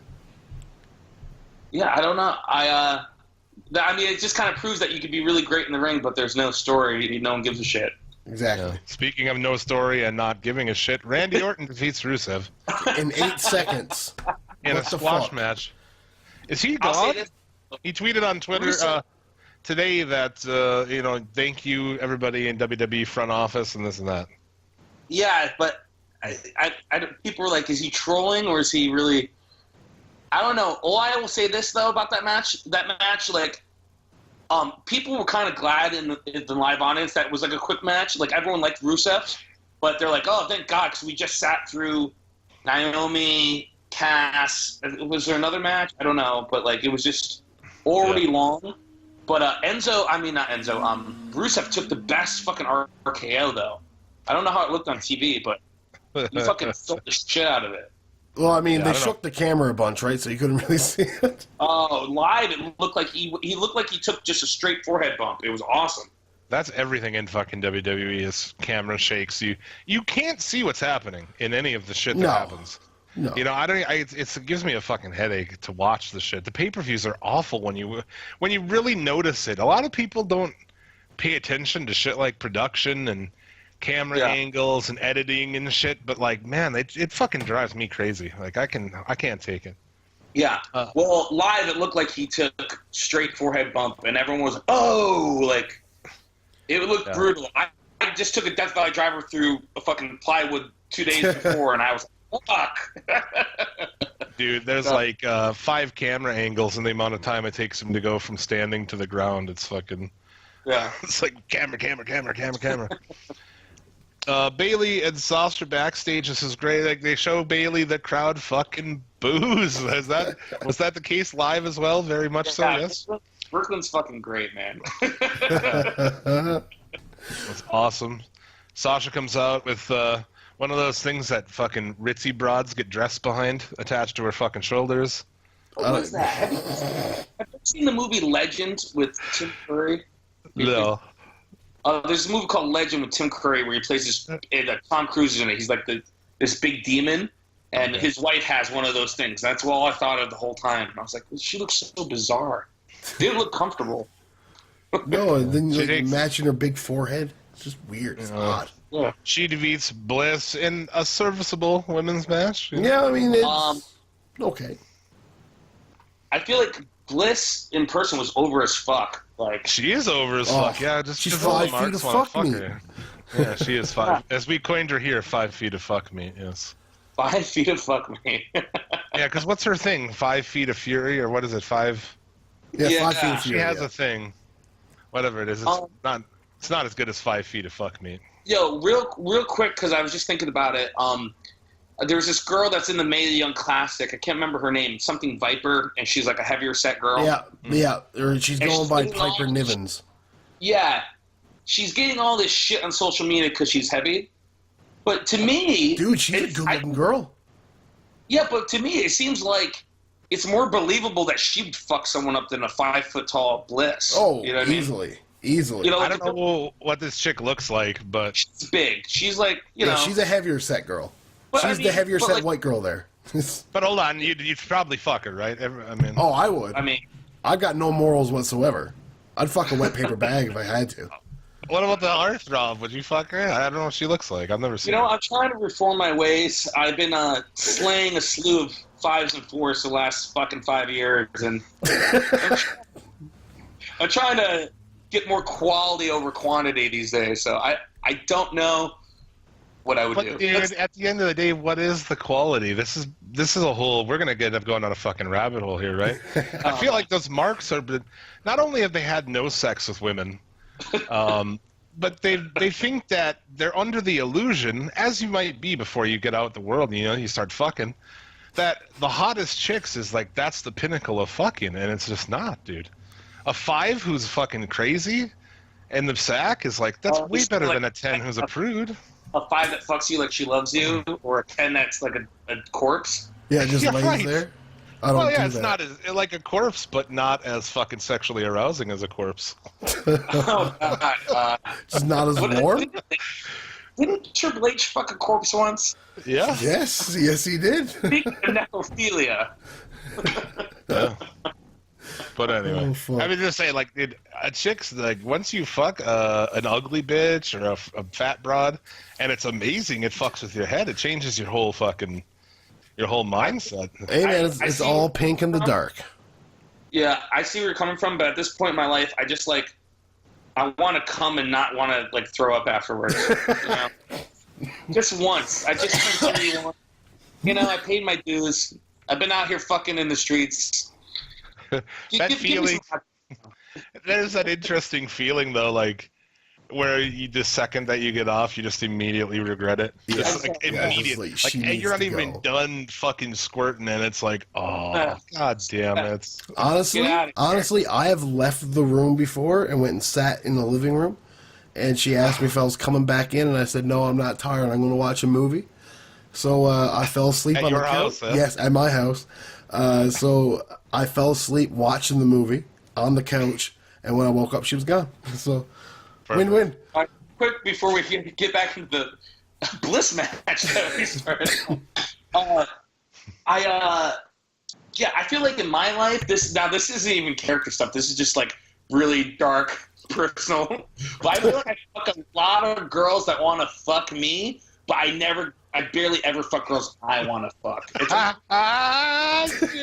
bunch of girls hey, you hanging out? I'm like, yeah, I'm free, yeah, But no girls knocking down my door like the Kool-Aid man. Like, oh yeah, and wants to fuck hot bacon. So I feel like for the most part, you should fuck chicks who want to fuck you. Yeah, but the chicks that want to fuck me aren't the chicks I want to fuck. It's just a bunch of. I get you. I'm like, I've got 20 minutes behind this Wawa's. Quick, yeah, I guess. That's super. It's actually super profound because when you said it, I'm like, holy shit, yeah, I get that. Yeah, like the chicks I'm constantly messaging on Instagram and Facebook. The chicks I fuck all the time, it's you never fucking who you want to fuck. That's true. That is true. Where there's different women and where Fudge is at, there's just only white women. That's it. It's bland. Yeah, it's like East or West Germany over here. I feel like we're the problem everyone on Twitter wants to change. We just talked about a woman's match, and we instantly went to well, which one would fuck? And I feel like I'm that fat bigot that they just fucking hate. To them, I say, fuck off, dyke. Get out of here. To quote Kevin Smith, all a good lesbian needs is a good hard dick. Oh my! But that's sort of what we do around here. It's kind of Oh, yeah, whatever. I don't get. talk about fucking corpses and things. The only wrestling podcast to talk about fucking corpses. I guarantee you that. So, who Bliss won, right? No, Sasha won. Sasha won, yeah, she's the new champ. What was funny is I didn't even realize that the Usos won the belt. I didn't, I was just so out of it. But yeah, so every belt was, like, changing hands. Yeah. Oh, yeah. Besides we had Bray Wyatt defeated by Finn Balor in the... I mean, this didn't do anything for me. I'm not a Finn Balor guy, I guess, but... Can I tell you a funny story really quick? Yeah. Sure. It pertains to Finn Balor. I went on a couple dates with this girl, right? And, I don't know if this is good to tell. I'm going to tell it. Now, did you want to go on a date with her, or did she want to go on a date with you? Yeah, this girl was cute.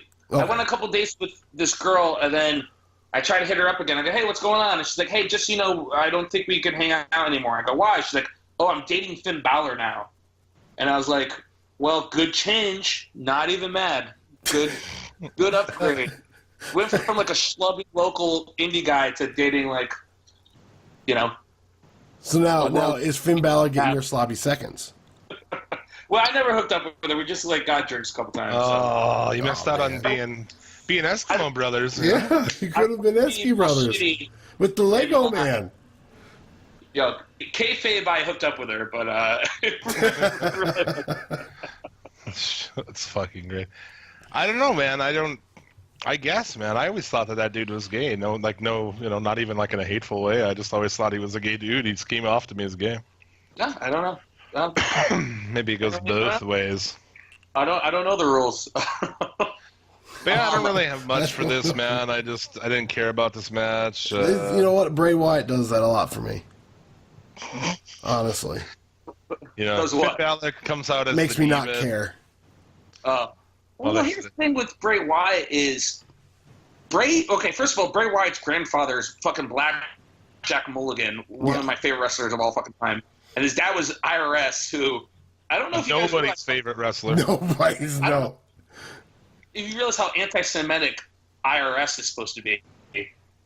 His gimmick is Irvin R. Snyster. He's the one that wants to take your money. He's clearly a Jewish guy. Do you ever put that together? Did you ever put that together? I never did, actually. Never did. Oh, yeah. Irvin R. Snyster is here to collect your money. Come on, you never got that? I didn't. No. Now I do. Yeah, now you do.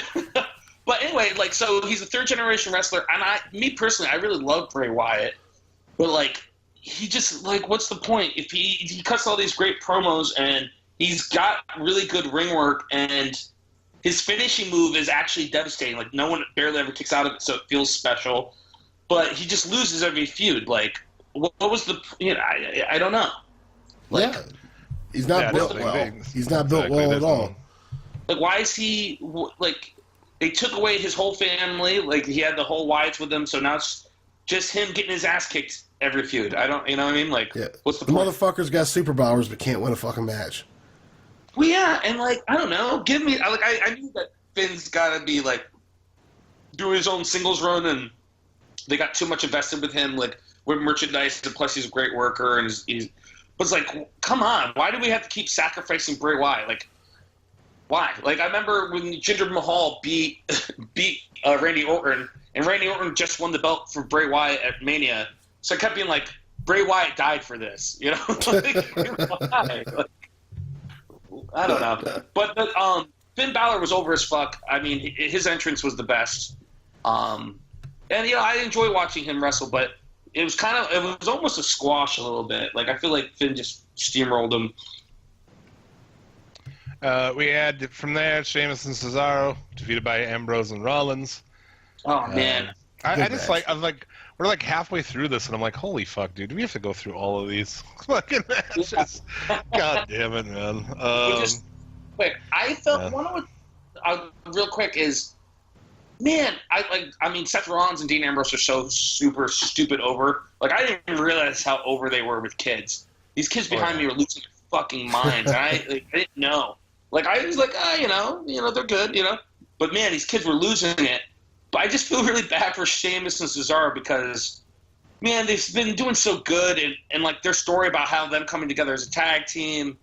And they've been so good. And it's fuck, Yeah, it's a shame that tag team gets sacrificed for this one. It is. Yeah, it just felt kind of bittersweet. It's like, yeah, except, because, come on, man, that story was so good, and they've been working so well together, and like Dean Ambrose and Seth come back immediately and just beat them. It's like, I kind of wish Shane and, I kind of wish Cesaro and Sheamus went up, but Yeah, the best in this too, Cesaro commandeers a fucking beach ball, which is pretty awesome. Oh, that was the best. That was one of the best things of the whole fucking night. Which was that good or bad?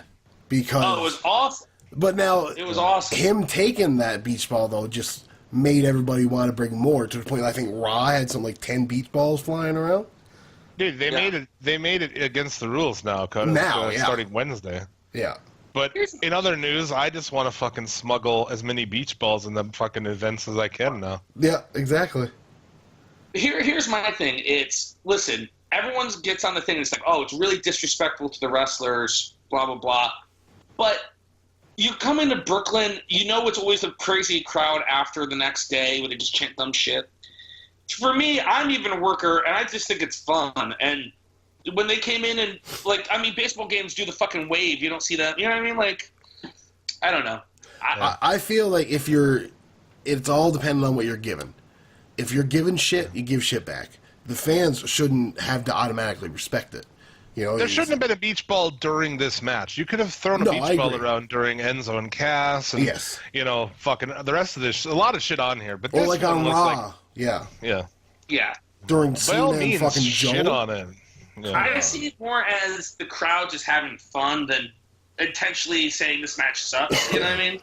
Like, even when they start chanting like CM Punk or Macho Man, I think the crowd's just fucking around. You know what I mean? Like, I don't know. I don't think. I've wrestled on shows when people have yelled shit and done shit, and I just give it right back to him. That's why I love Cesaro's what he did. Like, he ran out and he addressed it and popped it, and then he got a huge pop for it. You know what I mean? To me, it worked, dude. Nobody was paying attention. Even me at home, I really wasn't paying that much attention. It was kind of like I was exhausted, and then that got everybody in. After that, everybody was into the match. So for me, like I've had people in the crowd heckling me, and as a heel, that's my opportunity to do some work. I start talking shit to them, and then the babyface rolls me up when I'm not looking, or because I'm arguing with a fan. Like, if you're like a stand-up comic or a pro wrestler, like when the crowd gives you something, it's actually good. You know what I mean? Like that whole thing when he took the ball, like that was awesome. You know what I mean? There's only two ways to address a heckler, or something that you don't like with the crowd. You either get mad and pissed, and then they're like, "Yeah, we're getting you," or you just think of something like think of a stand-up comedian. If he's getting heckled, if he just right back at you really well, it's funny and it makes the show better. You know what I mean? Like, not that you should always, but Cesaro did the right thing. It was near him and he popped it, and it made the match more interesting and exciting. It was fun. I don't know. I played music for 20 years in bands. I've never been heckled once. Good. So I don't know. I don't know if heckling is like rampant. Is that a thing? I mean, for wrestling, it is obviously, but like, I don't know, man. Most people are pretty behaved. I think anytime you got drunk people, in a room, there's bound to be one asshole sometimes. I mean, I guess it's hard to heckle a band too, because the band's so goddamn loud, right?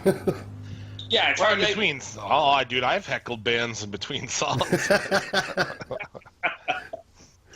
Fuck. That's all that Freebird bullshit that motherfuckers do, I guess. That's heckling. You finish a song, people yell Freebird, and it's like, fuck, man. Do you know that the website is the Hard Times? It's that stupid, like the Onion. They have this one, it's like, guy in between band keeps yelling Freebird, and no one will take his orphan cockadoo home, and it shows this guy with like a big bird on his arm. You guys are the right amount of silly for me. AJ Styles and Kevin Owens with Shane as the ref. Oh man, I don't know. Like I thought it was fun to watch in ways, but there was way too much work with Shane. You know what I mean? I felt like it was you have two good workers in the ring, but the story is on the ref. Yeah. You know? Yeah, and I mean, I knew that going in. I mean, of course they're going to use the gimmick. You know what I mean? But I don't know. I didn't think it needed it. No, Like a match like Big Show and Cass could use a special ref. Could use 5 more Shark Tanks. An actual shark. Jacks. Anything. Yeah, maybe in a cage. Maybe everyone wrestles in a cage over a literal Shark Tank. Yeah, and then they're inside of Punjabi prison. I don't know. Every time you get pinned, it opens up and a shark gets you. And a Sharknado is around the ring. I don't know.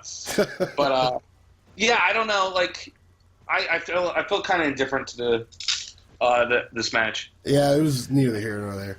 Yeah, Shinsuke Knox and fucking Jinder Mahal. Nakamura, despite being crazy over, goes down so that the Indian experiment can continue. So can I tell you this? And we're gonna disagree. Yeah, I know you're. I know it. Yeah, I fucking love Jinder Mahal. I love it. I love every second of this title reign, and it's fucking great. And I don't care who hates me for it, and I'll tell you why it's great. It's doing its job. It's doing its job. Yeah, no, I agree. I agree that he is doing the heel work good. Oh, a heel that's not hitting fucking dives, and he's fucking just making you hate him, and he's fucking doing chin locks and high knees. I fucking love it. He's so hated, and he looks fucking great. The Sin Brothers are fucking bumping like crazy. Yeah. Like, dude, it's fucking great. I love it. I appreciate it. And also, here's another thing about the wrestling internet community. Everyone always, like CM Punk even complained about it. Everyone's always complaining about the glass ceiling, that some guys never get what they need, you know? Well, here's a guy that was a jobber that they fucking became a main eventer. And just because he's not some, like, indie star, people don't support it. But fuck that. Like, he put the time in. He paid his dues. He's been in WWE, got released. Like, how can you not be happy for a guy that was in the 3-man band, got released, came back, and is now heavyweight champion? If you don't fucking think, or if you're not happy for him, fuck you. Like, come on. Didn't mean to make you hot, bro. No, I'm with you. Didn't mean to, no need to get hot. Brother. No, I'm with you, dude. Because that's the thing that's funny is, like, you look at, like, the internet community of, like, wrestling fans, and, like, most of them, 75% of people are worked by this completely. They're hook, great. Line, and sinker, like, on there, like, fuck that, he sucks. He's like, he's supposed to suck. It's dude, you don't even know that you're in right now, you know? Yeah, like, you're so smart and dumb. Like, it's true. That's like 90% of wrestling podcasts right there who are like, don't understand shit like that. Oh my god, I loved it, and I even loved even more that Jinder fucked up his finish. He was it the Cobra Clutch Slam? Yeah. He like fucked it up and like didn't get over, and I loved that even more because it just added feel. Like all the people around me like, David, here's a fucking finishing move. Nakamura should be able to kick out of a half Cobra Clutch Slam. All it is I mean, it's that's so funny that like they don't know that they're fucking being worked completely. Oh my god, him botching his own move made it even better for me. It was delicious. I was literally just loving it. Like, it was great. I had no problem with it either. Like, some people are like, really? Like, I have no problem with that. Like, Jinder cheats to win over Nakamura? Fucking great. That's fine with me, man. The only problem with Jinder's push right now is just the booking for the finish has just been the same. It's like, he could still cheat to win, but just, I mean, maybe I'm getting worked now because now I think, oh, it's the same thing. Maybe I'm getting worked, but it's just the brothers come in and then he hits the finish. He did it twice against Randy and then this, which I'm glad he's winning, but I just wish they might just switch it a little bit. You know what I mean? He could win different ways, you know? Well, he could put his feet on the ropes. They could hold his feet down. Yeah. You know, I mean, yeah. Yeah. It doesn't have to be the same exact booking, but whatever. I don't know. As long as he's getting the W. I mean, I would prefer if the dude in the main event was actually good and had matches I want to watch, you know. But I understand that that's part of it. Yeah, so. but the payoff when he does, it's a slow burn. Because once he loses it, it'll be huge, right? I mean, so. And that person will probably, that gives him a spring to the step. Is already going to be elevated because it's just, you know what I mean. It's an interesting idea though that wrestling has gone so far that to actually be a heel, you have to like have shitty matches. Like that's a weird thing to think about, isn't it? It is. It is. Like there's a famous thing where like John JBL talks about how when he was coming up, some big guy hit like a Hurricane Rana. He goes, "Never do that again," because when you learn to wrestle traditionally, it's to be boring as fuck. That's why a lot of heels do like nerve holds and shit, because you're trying to get the crowd restless to invest in the good guy coming back. And that's why a lot of guys like Kevin Owens and shit, they'd always be like, all these heels are hitting all these exciting moves. And of course you want to, how are you not going to clap for like a fucking frog splash or like a dive to the outside? But in that regard, also, don't you feel like it's selling yourself short a little bit? Like I don't know, man. Ric Flair's matches weren't shitty. Yeah. Right? What I like about Ric Flair is he didn't always need to cheat; he just liked to cheat. Right. But I'm saying like his matches were good. Anyway, holy shit! I feel like I've been podcasting for. Yeah, it's not that long, really. No, we haven't. It's kind of long. I don't know for some reason. Yeah. Podcasting right now. It's like the 6-hour overblown show. Welcome back, hour 7 Suplex. Hour 7. Grueling, please let us go. Let us go. I've been smoking Incredible Hulk all day. That's what it's called, I guess. So Jinder went up. It felt good. Everyone hated it. I think I was the only person that liked it. What was after that? Was the main event. The main event. The great main event. How'd that look on TV to you guys? What's that? How'd the main event how was it on TV? Like, what was the perspective like? I thought it was great. I thought it was. In my opinion, it was my favorite match of the weekend, to be completely honest with you. Wow. I will go that far and say it was so fucking car crash, fucking all over the place. What, you say of the whole weekend? Yep, then anything on TakeOver. Yeah. I'll say this. Lesnar getting put through the tables was just, the place lost their fucking mind. Like just to see guys that big just be able to, like, you know what I mean? Like, that's one thing that the cruiserweights lose, you know? The cruiserweights are amazing technical, you know what I mean? But to see someone like Strowman pick Lesnar up and just flop him, like, it's awe-inspiring. Like, it's like, holy fuck. Yeah. Seeing Lesnar just get thrown around like that, even I was standing up. I was like, fuck. Dude, did you notice that Lesnar threw up the X sign himself? He's like, fuck me. I missed that. I fucking loved it. Let me bring a little negativity to let me bring a little rain to your parade. Yeah, sure. Go for it. No. Shit on it. I thought the stretcher spot, I mean, dude, you just seen that. They don't even wait anymore. They just recycle this shit. You get taken away, you come back. It's like we've seen it a ton of times. We just saw it like recently again. It would have been better if he came back like Super Shredder, you know, like ripped through the tables and fucking. I thought you bury him under the table, you throw other shit on there, maybe you throw another table on top of it, and you leave him under there for a while, and then you have him fucking come out of there like a monster, like fucking Jason Voorhees or some shit.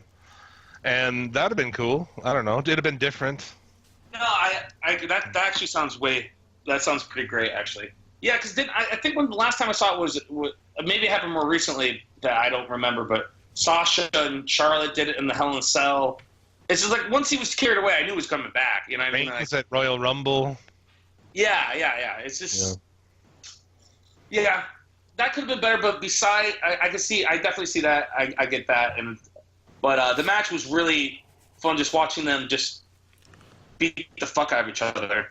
Dude, we need to get a fucking Cole saying super punch sample so we can play it like 40 times an episode.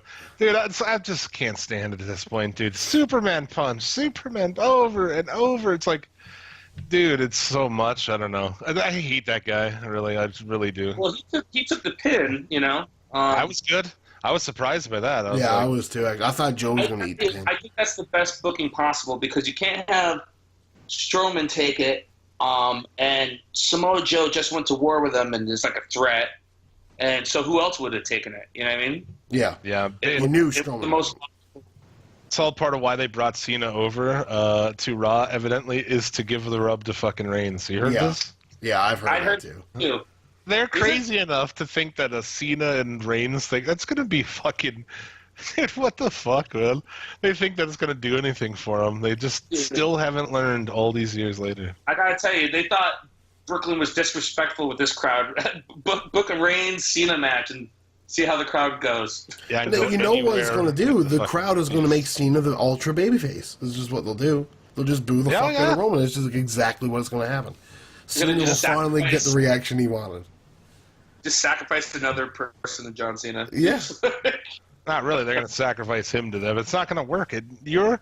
I've said it for weeks now. They've been teasing this fucking Shield thing with the Dean and Seth's romance. Is their best bet is to put him back with those guys and hope that people don't boo him when he's with them, and maybe you can rehab him a little bit and try this shit down the road if that's really what you want to do. Yeah, because that's the only way he might get cheered. Because he was great in the Shield.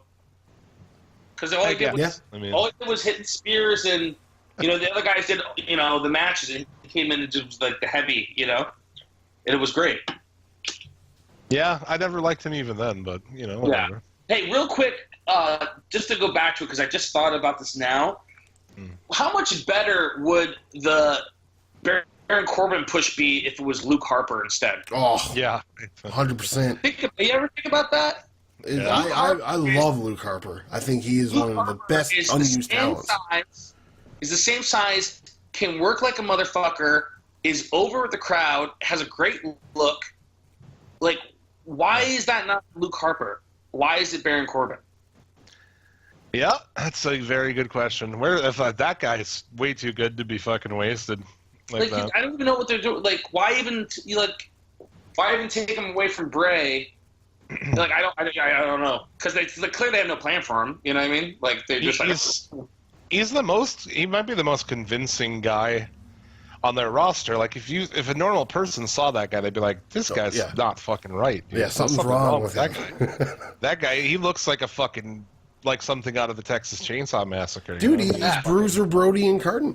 He's... and he can hit dives, he can hit salto, like he's great. Like he hits the Eddie Guerrero like over the rope shoulder roll bump. Yeah. Like the tope con kilo. Yeah, he can fucking go. So it's weird. It's weird how WWE makes their decision makings, because it's like sometimes it is based off skill. Some guys deserve to be their skill, and sometimes it's like, well, why is this person not getting pushed and this one is? It's a weird subjective thing. It's like they've dumped so many. How much money have they dumped into? Years dumped into Baron Corbin, and he sucks. You dumped years worth of money into this guy to bring him up, and then just embarrass him, basically. And I mean, it's just really dumb. Yeah, it's just weird who they pick and choose. Like, was it Smith James who wrestled as Bull Dempsey? Right. He I know him personally. He used to train at my place at my school for a little bit. Yeah. But it's weird how like he got cut and Corbin didn't. It's you never know what they're looking for at the time. You know what I mean? They cut him. We shit exactly all over that release. That Bull Fit shit, that was great. Yeah, it's weird. It's like pro wrestling's so weird. It's like maybe you don't get signed this time, but it's like they just didn't. You weren't filling the void that they thought they wanted at the time. Like. We shit all over that release, by the way. When they released him, I shit on that. I was like, that's stupid. Of all the people you have there, you could have released fucking Tito Sabatelli or fucking any of these other assholes. He should be Bill Dempsey. The guy who did Bill Dempsey should be in that tag team with Otis Dozovich. Yeah. Yeah. He should be the other guy in Heavy Machinery with Dozovich. It would be so much better. That's good, yeah. I think he's super talented. Yeah, I thought it was weird. Like, he used to be a fucking badass, and then they just started jobbing him, and they really dropped the ball on him. Yeah, so wrestling's weird, It's weird. Like, I'll say this. I'm not a Baron Corbin hater. I do think he shouldn't be in the spot he is, but it's just weird, you know what I mean? Like, what they choose to, you know what I mean? Because he can't work on the mic. So you think at least he'd be like a monster like Strowman, but he's not quite there. Yeah, I don't know. I think he could have used more time in NXT. Yeah. You know? Oh, easily. Yeah, he's the shits. I don't know. I don't like the guy. I think he sucks, and he's a dick. Like not only like as a wrestler, but like any single thing I've ever seen of the guy, he's a dick. Yeah, you know? I guess my perspective is a little different because as a wrestler, like you risk like sometimes when fans like shit on you, it's like, dude, you risk nothing. You do not, and you're just like, fuck you suck. And like I'm the one like trying to, you know what I mean? So I feel for him. I feel for most wrestlers are just trying to make it, you know. I just feel like he should have, developed more because I feel like there's guys in the indies right now who are big and can work. I know a guy, TJ Marconi. He's one of the best big men in wrestling. Like, why isn't he signed? I don't know. Would take Keith Lee. My friend TJ Marconi does Undertaker's old school, like walks on the ropes. Like he's 6'6". Like what the fuck? I don't know. Yeah. I don't know. I don't know what they're looking for. I mean, if I did, I'd probably have a contract.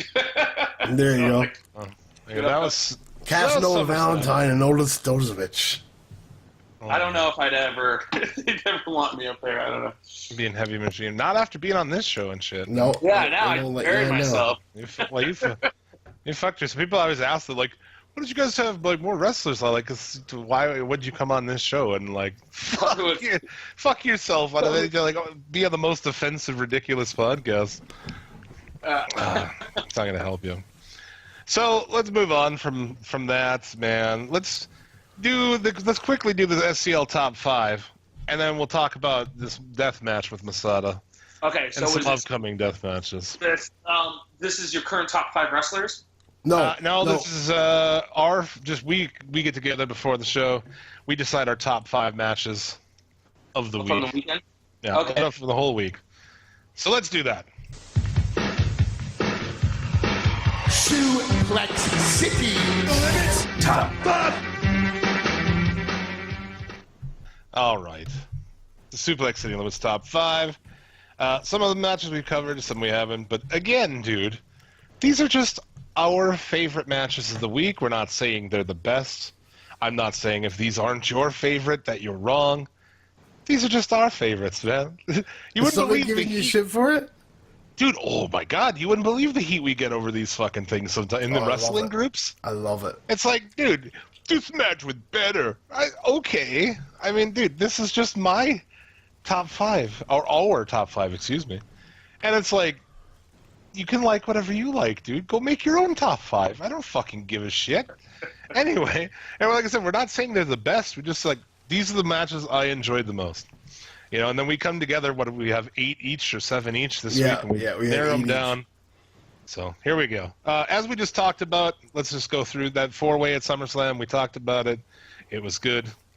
It was in our top 5. Aleister Black and Hideo Itami from TakeOver. Also New Day Usos from SummerSlam, which we've also talked about. The ones we didn't talk about, Mysterio and Mundo from Lucha Underground this week, which was...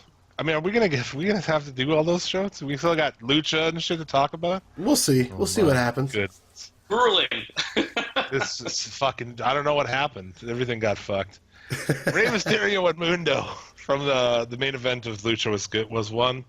And this one, I fucking felt like it spoke to me. I was like, this needs to be in my top 5 this week. I need to convince Tyler that this is a top 5 match. Colt Cabana and the Tempura Boys versus Dalton Castle and his boys for the Ring of Honor 6-man tag. It's fucking belts. I love this match, dude. That's all we're going to talk about from Ring of Honor. I love Dalton. I think he's fucking fantastic. This match was fucking fun, man. There were so many fun spots in it. Oh, I enjoyed it. Well, and just the dynamic of Colt Cabana finding his own boys from some young lions from New Japan, the Tempura Boys, right? Yeah. And he wanted to change their name to the Boys, and they said no, Tempura. It's fun. That's just it. It's like, it's a fun fucking match, and all the shit in it was super fun. I mean, like, They do all the spots, where the boys make a chair for Dalton to sit on, and he fucking uses them to get in the ring and shit. It's fucking great, man. Yeah, I mean, at the end of the day, it's fucking entertainment. Sports entertain me, I haven't seen this match, but I love everything Dalton does. Like, I really am. I'm a big fan of his, and he just gets it. A lot of people complain about like the Joey Ryan dick, when he flips you with his dick. Yeah. Well, I think everything serves its purpose. Not everyone has to be like I do deathmatch. I don't need to do comedy wrestling. You know what I mean? Right. As long as you feel a different thing. You know what I mean? Yeah, we're pro fucking Joey Ryan and the fucking penis plex. Good for him. He's like, if you can afford to buy a house by flipping dudes with your dick, good for you. Yeah. You, dude. I wish I could do it. Right. Well, that's just it, man. A lot of people fucking want to sit and bitch about all these different things, and what have we come on here really? Like, I don't really have a beef with anything, man. Oh, except for, let's talk about this real quick. I fucking would have forgot about this.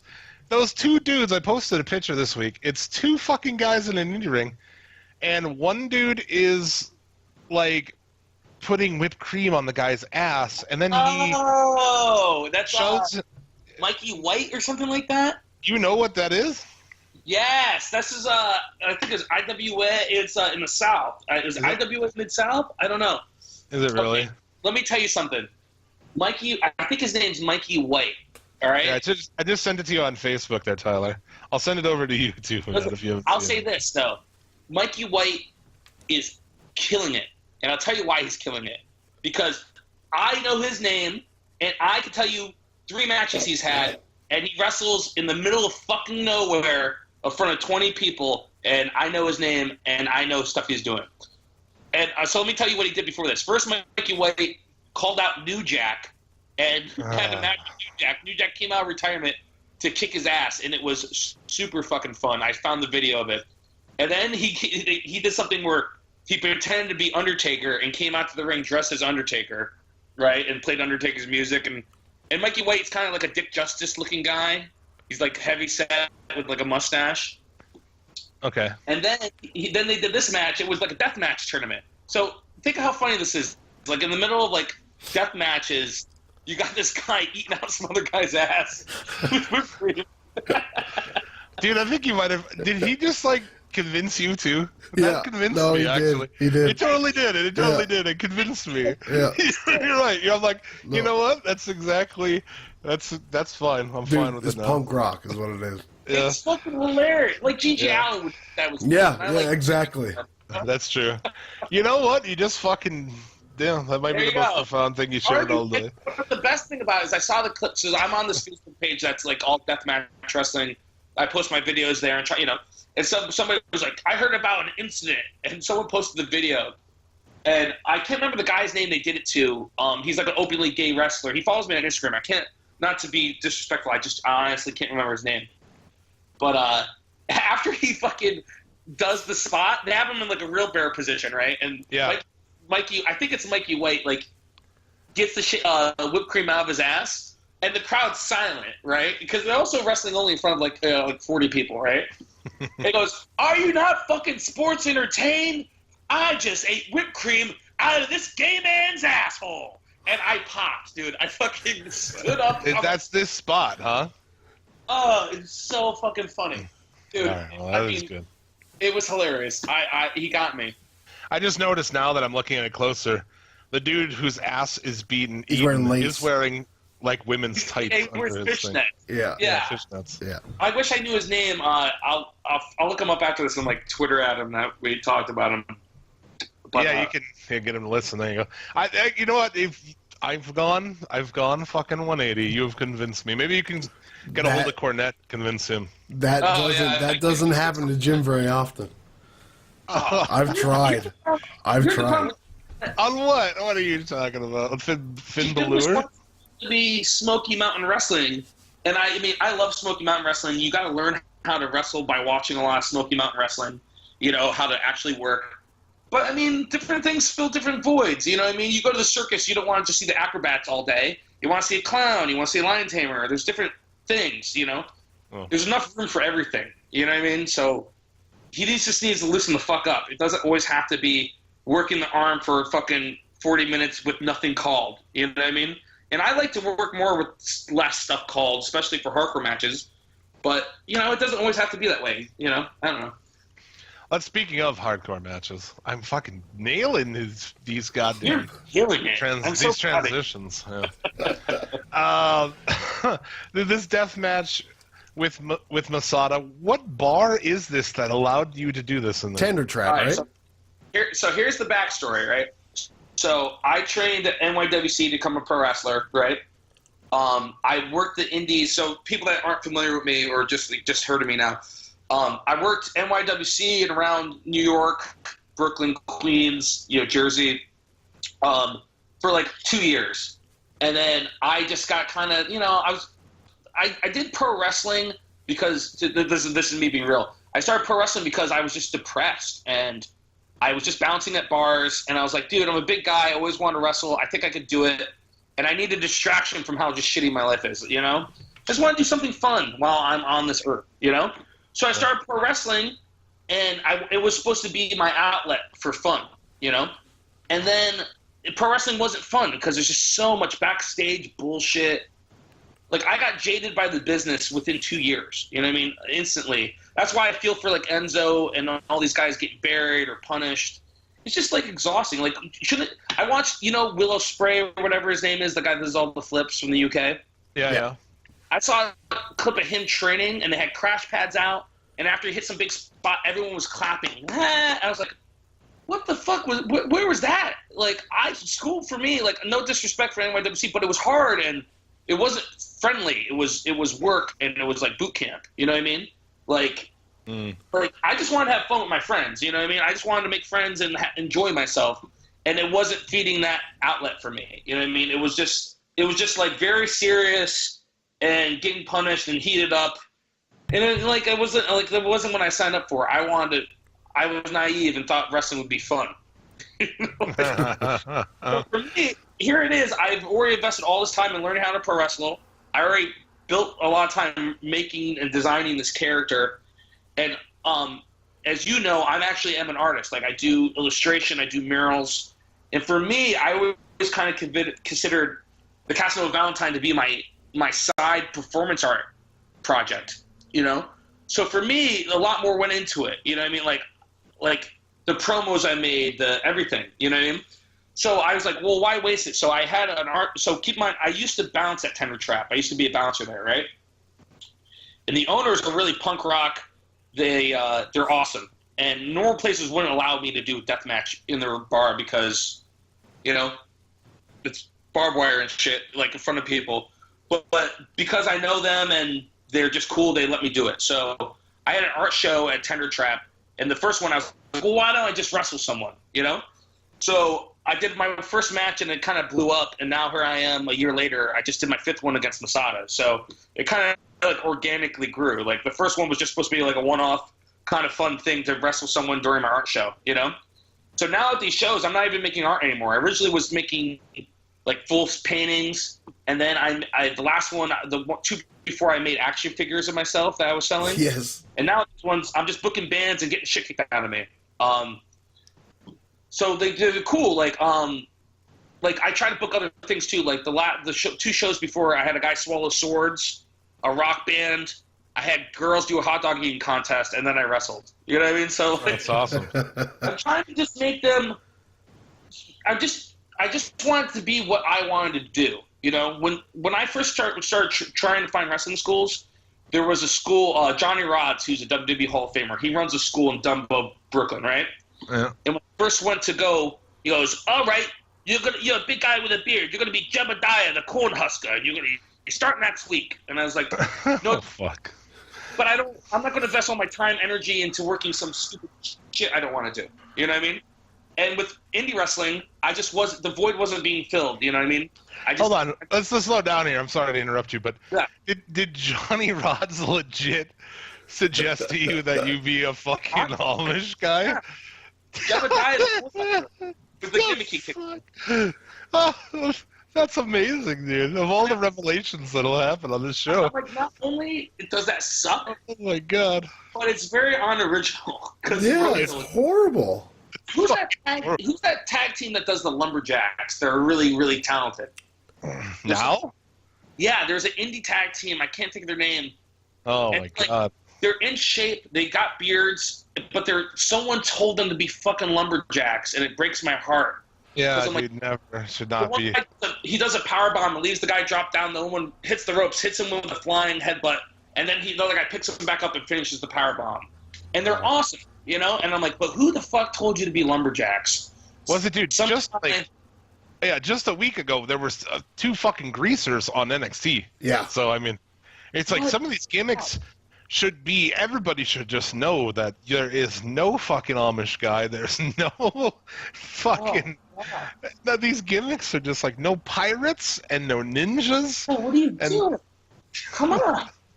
Although I did love Glacier, I'm really happy that Glacier worked in the Indies again, which is pretty great. Dude, that's way cooler. Like that's a way more creative than idea. Like, yeah, you're greasers or you're a fucking. You jump a guy in the corn husker. You put up bonds and you kick ass with no electricity. I'm like, what the fuck is this? So, he's like, that'll be $400, please.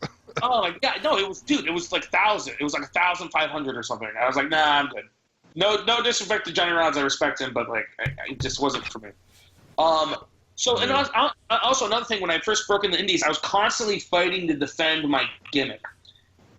They were like, all the vets would be like, oh, the hipster heartthrob, but you're not handsome, you're fat. I'm like, well, it's kind of the shtick is like I'm a sleaze, you know. I'll give your girlfriend bed bugs, you know. Yeah. And also, my ring girls come out wearing masks. They come out with luchador masks on. Because I wanted it to be, like, weird and, like, Pussy Riot and just different. And they'd be like, well, why are the girls wearing masks? Don't you want to see how hot they are? And I was like, that's not what I'm trying to do. Like, just trust that there's enough guys working in the indies who are just a big fat guy. Who, like, I remember when I first started training, they wanted me to do, like, Dick Justice, or they wanted me to shave a mustache and just be fat, like a fat Rick Rude. Like, haha, here's the joke, you're fat. And I was like, you know what? No, fuck you. You know what I mean? Like, so, I can think there's some dudes out there already fucking, like, there's a guy who wrestles around up here, Cody Rice, killing the fat guy, Rick, you know, the fat guy as a sex icon gimmick, he kills it, no less. And God bless him. No, you know, if that's what you want to do, and you can do it, and you do it well, and it's entertaining, that's great. But I'm not going to invest all my time and energy into something that I don't do. You know, I'm not going to. I'm intelligent enough to come up with my own gimmick. You know what I mean? I'm not one of those guys who's like, what should I say for this promo? I have the personality of a limp dick. Like, I can fucking talk. I don't need that. You know. So I was constantly fighting for that shit, and then like my finishing move is called the gentrification, right? And if, great name, if you're, by the way. Huh? Great name for it. Yeah, and like, but like everyone, all the vets would be like, well, you know, no one knows what that means. You're wrestling for wrestling fans. I'm like, yeah, but I have the internet. Like, videos of a hipster in Bushwick hitting the gentrification on a luchador and unmasking him. Like, I'm gonna get fucking. Trust me that I know what I'm doing. You know what I mean? I trust that you know about how to teach me how to work. Trust that I know how to make a character that will get over in Brooklyn. You know? And that's just it, man. Fuck it. This match, which you can watch on YouTube, and you should watch on YouTube. Please do. Deathmatch 5. It's up there. Dude, it's great. The place is packed. Everyone's having a fucking blast. There's a dude who looks like he's straight off the set of fucking Mad Max in there. It's crazy. That's my friend named Luke. Yeah, he dresses like that every single day. Like, did you see that cat, Tyler? I didn't, but I gotta go back and watch again to see. That was great. I was enamored by the guy that announced you. Like, he looked he was like good. He looked like he was on the plane. Jericho. Man. And who was? I thought I'd recognize the girl who was doing the reffing. Who was that? Face fuck me, Felicia Rose. Yeah, that is. Oh shit. So let me give you some backstory on everything. So I book these shows. I do art and I book bands. There's a band called Tight Fright that I do these shows together with. They're a fucking awesome rock band. The lead singer is a bartender at Tender Trap, and I was the bouncer there. So that's why we do it at Tender Trap. It's all like family and friends, you know. The guy that announced is Jericho, who's one of the 2 drummers in Tight Fright. So Tight Fright's awesome. It's all fat guys with beards, and all their songs, they're kind of like Red bang. It's all like beer chugging rock. Okay. So it just works like perfectly. You know what I mean? And then I got Felicia Rose because she lives in Brooklyn and we've known each other for a while, and I got her to ref it. And I'm just going to say this, Felicia, I'm super sorry. I like you as a human being, but that was the worst ref. Thank you. You were so fucking bad, and I'm sorry, but I have to bring in like a real ref next time. She shows up to ref wearing a skirt, and I'm like, well, that's probably not a great idea. Or it looked like a skirt. Maybe they were shorts. I don't know. It's painful. Once I get to the match, I'll explain some stuff with the finish. But so this band Tight Fright, I booked these shows.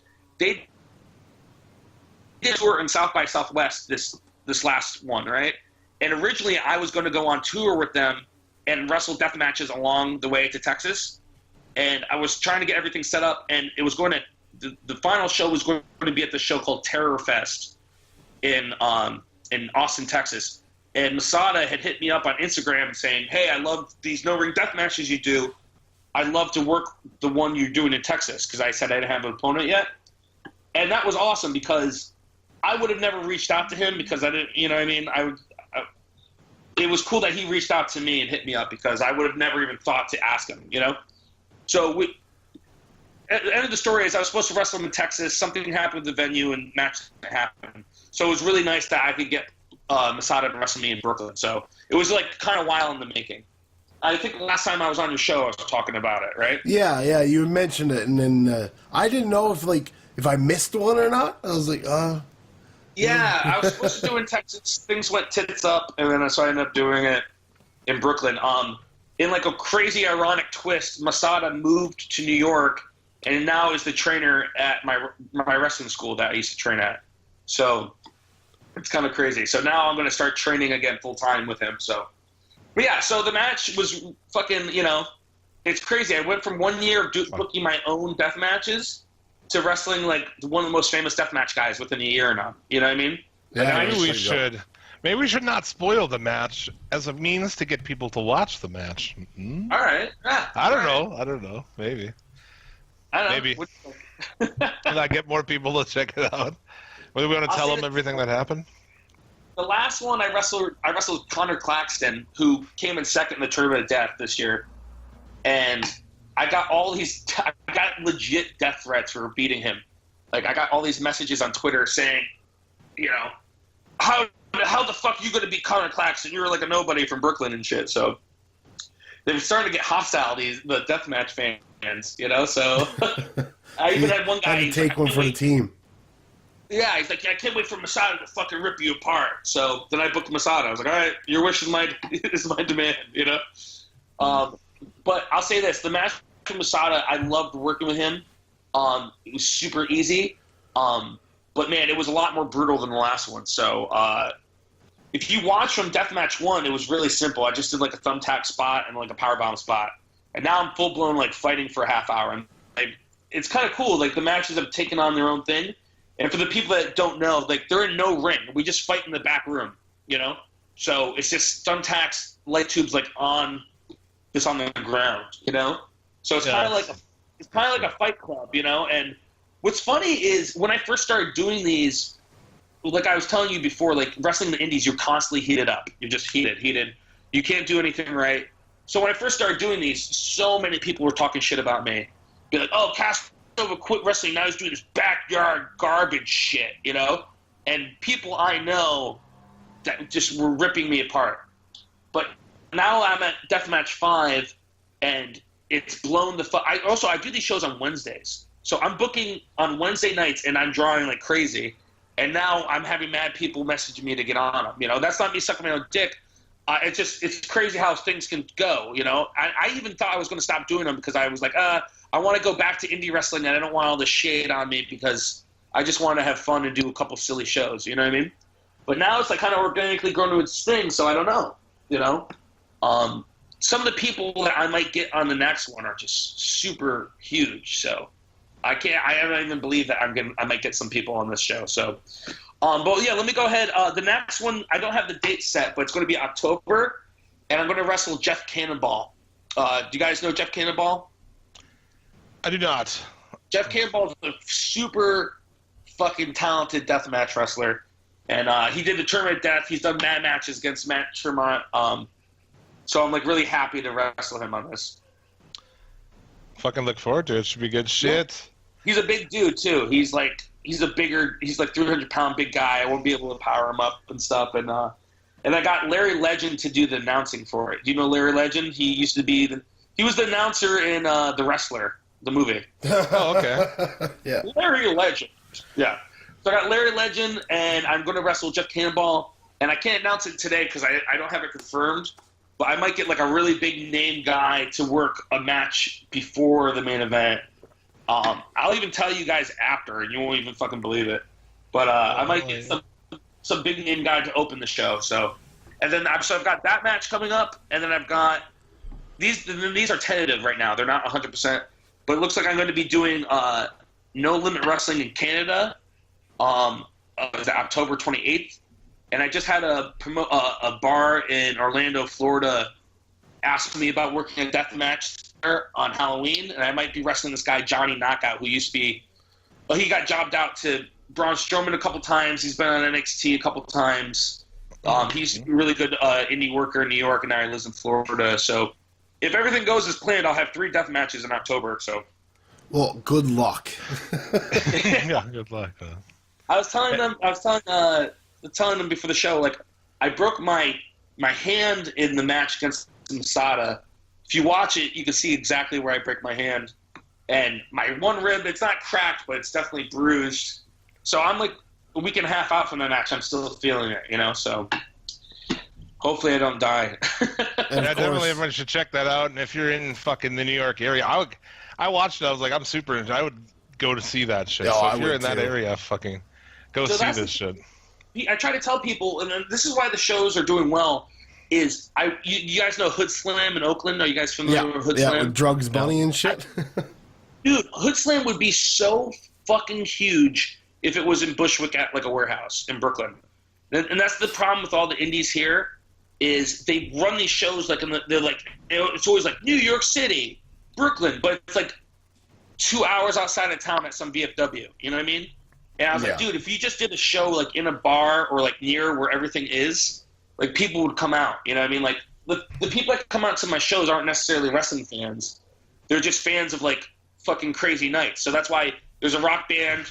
It's like a G.G. Allen show, It's like a fist fight, a rock band, and a bunch of beers, Yeah. So I'm glad that I've always wanted that to exist here, and it's kind of cool that it now does exist. So we'll see what happens. Wrestling Masada was a really big deal for me, and Masada's actually doing he's doing a deathmatch tournament. He announced, how Nick Gage has just done a deathmatch tournament? Do you know anything about that? Nope. All right, do you know Nick Gage's? Yes. I do. Nick Gage at Game Changer, he did his Nick Gage Invitational tournament. They're about to do the second one. And so Masada just announced that he's going to do his own deathmatch tournament. So hopefully, I don't know. Hopefully I can try to get on that. It'd be really cool.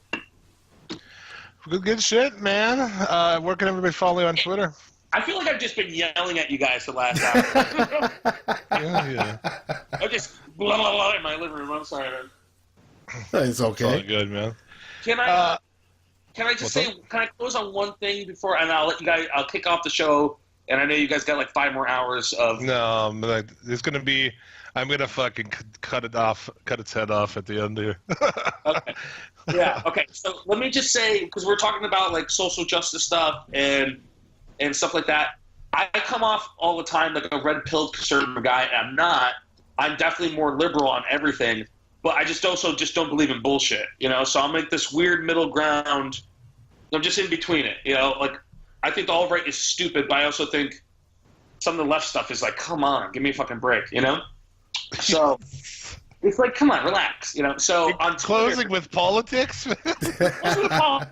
But let me just tell you something. On Twitter, it was so good. So Disco fucking Inferno was on Twitter, right? And apparently he's on some podcast with him and Conan. Yeah. And he made a tweet saying, hey, if you take a picture of a hot girl at indie show, send it to me and I'll shout you out on the podcast, right? Okay. Kind of a thing to say, not that cool, but it's not the end of the world. It's Disco Inferno. Just saying some fucking weird shit on Twitter, Well, and you got to know what it's in context to, too, right? Yeah, well, I always say it's like, send me a hot babe. He never said, hey, take an unwarranted picture without their commit, So all I know is there was this huge uproar about people complaining about Disco Inferno, asking for his sponsors to, like, drop him. And, like, fucking Ryan Satin from the Pro Wrestling Sheets was like, the main guy, like, really talking shit about Disco Inferno. And I was like, guys, is this where we're at? It's 2017, and we're complaining about tweets from Disco Inferno? Like, is that serious, And not only that, but, like, to be like, I disagree with that, or I'm offended by that, and this is why. But you should lose your job. You should lose your sponsors. You should fucking, that's so crazy. That's happening every fucking way right now. Yeah. It's ridiculous. The punishment isn't matching the crime, Like, it was a pretty dumb thing to say, but I don't think the outcry matched what the fuck he said. It wasn't the coolest thing. I'll be the first one to tell you. I'm like, when I read it, I was like, a little creepy. But so Ryan Satin was going on and on Facebook, I was like, guys, it's a tweet from Disco Inferno. Like, he's not the face of rape culture, And, so all these people were like, so, if I could just save one woman harassment at a show, it's enough. And, like, giving me the business because I said it wasn't that big of a deal. Yeah. And then in the best, it's just so satisfying. And, like, Ryan Satin kept posting, oh, my girlfriend ever got harassed at a show. Oh, if these guys, harassed her, right? The very, week later, he posted a picture of his girlfriend posing behind some fat guy who wasn't paying attention. And it was like, look at these suspenders on this guy at this wrestling show. And it was such sweet justice because he just spent a whole week sucking his own dick saying how you shouldn't take creepy photos of people without their consent and Disco Inferno should lose his fucking job. And then here's his girlfriend fat-shaming some wrestling fan at a show. Oh, yeah. It was great. And then Disco Inferno was like, no consent. Keep fans safe at shows. And, yeah, that's all. I just want to talk about how funny. No, it is. That's a societal thing, right? I mean, women are impressed, and everyone else is oppressed. Fat people, feel free to shit on fat people. That's as a fat person, I can tell you that. Man. It's one of the last things that's acceptable to be prejudiced against, actually. Yeah, but as a fat person, I say fucking nut up. We all get made fun of sometimes. Oh yeah, that's you. I hear you, man. Those guys. He does that a lot, though, kind of Satin, and then he gets like a whole army of people who are together. Yeah, and I don't know what do you expect from a guy that came from TMZ? I really enjoy all the shit, but it was just kind of nice to see him. Yeah. Shit. I had talked to him once before about he was going to come on the show, and this is back, I think before his shit took off. Because now he'd be like, Suplex City Limits what, but he was super friendly and shit. But yeah, some of the stuff that he does, I'm like. It's like you're going to be super offended by that, but like you will make stories that just destroy people's shit. You know? Oh, fucking Bray Wyatt's cheating on his wife, and this is this, and all. I mean, it's like, well, dude. Yeah. Just be fair. You can't have it both ways. They want to have it both ways, though. Yeah, just be fair. Like, if everyone just loosen the fuck up, like, I mean, pro wrestling. Remember when pro wrestling used to cause all the pop culture references, like how many kids in school were saying "suck it," Stone Cold 316, and it used to start the trends. Now it just follows the trends. And it's like, okay, what do we do here? So I don't know. Fuck PC culture. That's a message we can all get behind. So, man, thanks for hanging out, giving us the fucking detail on what's going on, and dude, hope your hand gets better and shit. Yeah, my hand will be better. But yeah, dude, deathmatch is super fun. I'm not going to stop anytime soon. So. Everybody, check it out on YouTube. What's your Twitter, man? People can follow you. My Twitter is HHCV666. Hipster Heartthrob Castleman Valentine. You can find me on Facebook, the Hipster Heartthrob Castleman Valentine, and my Twitter. Not my Twitter. My Instagram I have two. I have Castleman Valentine that's just straight wrestling, and then I have MC Death Bear, which is my art. Wrestling and everything else. So I actually use MC Death Bear more. MC Death Bear is my art alias where I make all my art as MC Death Bear. So I just want to say thanks so much for having me on. I fucking love your podcast. I'm not just saying that. I actually really enjoy you guys, and it was nice to talk to you guys again. Kind of missed you guys. Third time, you hit the third time club, dude. Yeah, dude. It's nice, and everyone on Twitter that follows you guys, like, they talk to me all the time, and it's really nice. You guys got good fans, and I appreciate you having me on. It's really nice. For sure, dude. Thanks for coming by. Also, I owe you a drawing, and I'll send it to you ASAP. Okay? That sounds good, man. All right, yo, God bless, guys. All right, take it easy. Later, man. Casanova Valentine, ladies and gentlemen. All right. This show is long as fuck. I feel like I've been podcasting the whole day. I know. We have. I'm exhausted. I've smoked so fucking much. I don't even know what to do with myself. I just like listen to him talk and just smoke. And smoke I'm melded into a chair of yeah, stone. It's fucking over, dude. So I don't know what to tell you about the rest of this shit. Fucking, I'm not even want to talk about Raw and shit. No, all that took Jesus Christ, long. No, I'm not doing it. I'm just not gonna do it. No, I'm just deleting my notes here. I'm sorry. Yeah, if you really wanted to know what Raw was about, well, two things. We've never done this, but no, this is happening. It took too long. Like I said to that guy, I'm like, dude, you want to have a podcast on our channel? You produce it. We'll put it on, man. Yeah. He likes to talk. That dude, boy. he can go. He can fucking go. Yeah, he goes like he hijacked us a little bit. I love him. I love him. Fuck, check out that match though. For real, it's fucking. It is. It is awesome. Really good. Really good. Yeah, dude. What else do we have to do before this? NXT was pretty much a waste. The main event was good. It involved British people and Irish people. Watch that. Yep. Lucha Underground was good. The Cueto Cup finished. Prince Puma won. It was awesome. It was. And then the Ray and Johnny Mundo match, man, having fucking Dominic get involved, I fucking loved it. Yeah, it was good. So Mundo retains. So it's Puma and Mundo. Again, we're come all the way back around to that, and Ultimate moves to Trace, which I believe is coming right up soon. Really? I think it is coming soon. Well, it's going to be a good show, but like I'm sure that's going to be spread over 3 shows again, isn't it? Oh, probably. I think that's about fucking all we got, dude. Yeah. I apologize for not recapping the Raw and the SmackDown or whatever, but Bobby Roode showed up, Shelton Benjamin showed up, the rest of it, man. Yeah, Shelton, the dude. How about that, huh? Yeah, it was fucking so. I was like, dude, I hope they bring Shelton. And some people were like, no way, dude, that'd be dumb. Like, well, we're gonna find out if I was right or not. Hey, I've been calling them world's greatest tag team since they debuted. I like this. I think it's good.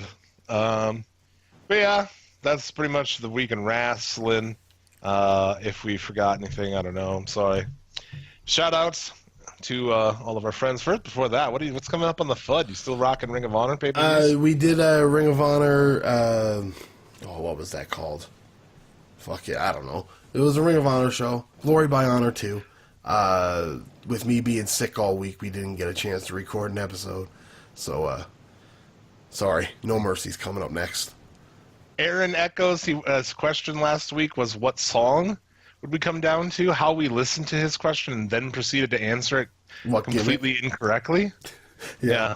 Is amazing. It's a testament to how much we smoke on this show. Yeah. No. So, do you have an actual answer? Yes, I do actually. Gravemakers and Gunslingers by Coheed and Cambria.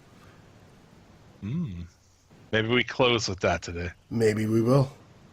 I don't even. What is it called? Bitter Peace. First song off Slayer, Diabolus, and Musica. Awesome. That's what I would come down to. And I would say that would be the opener.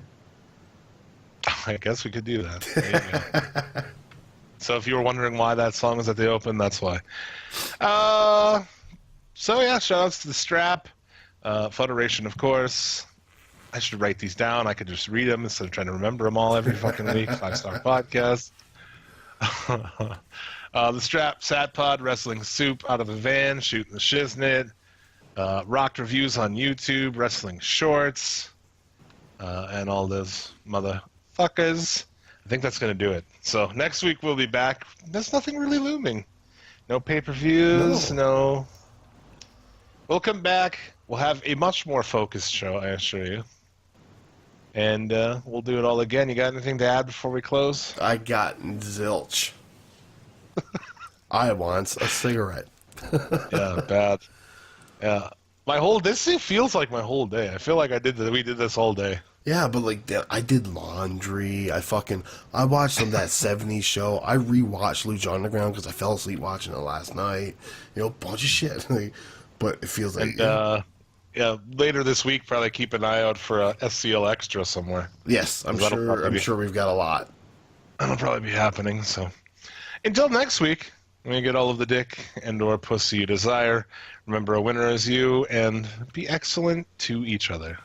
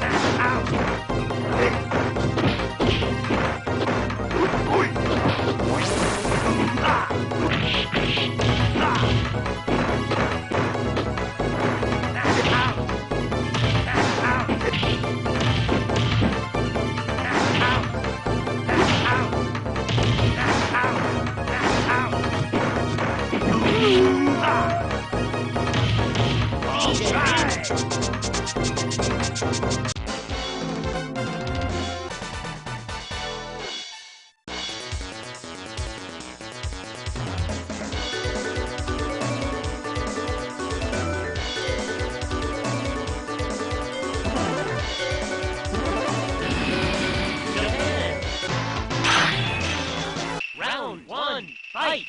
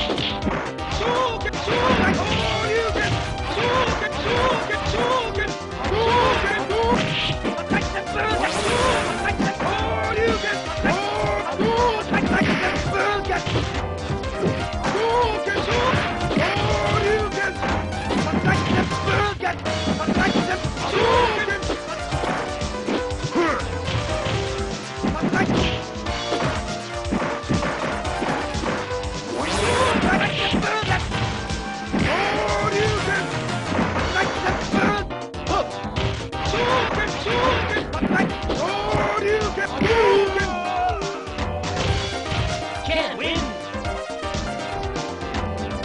Round two, fight!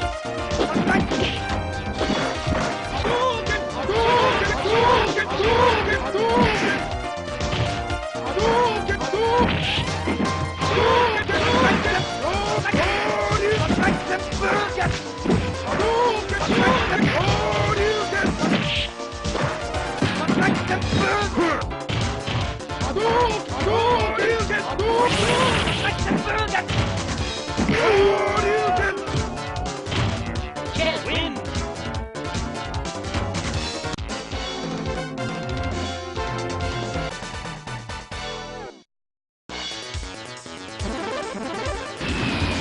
Japan! Round one, fight!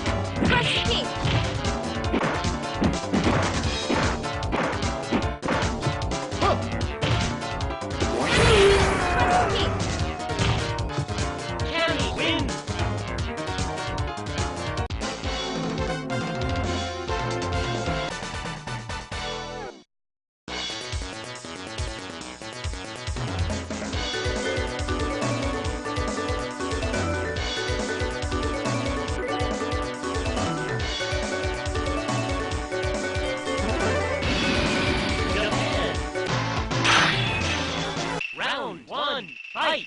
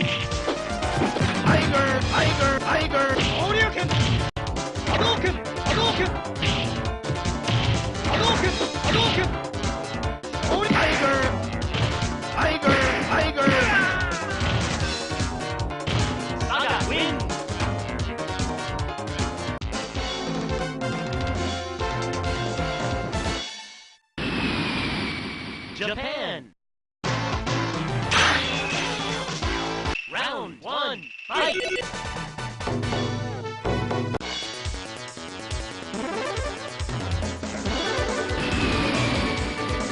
Jamaica! Round 1, fight! Hadouken! Hadouken! Hadouken! Hadouken! Hadouken! Hadouken!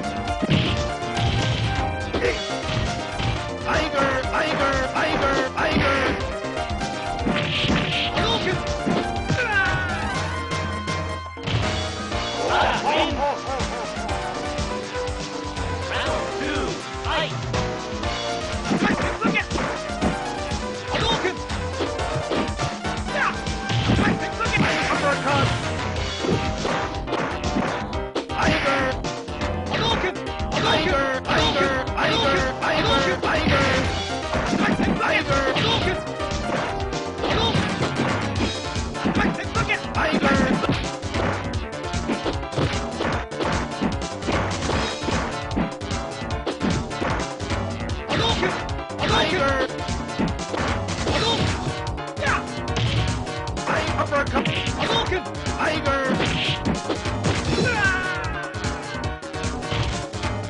Win!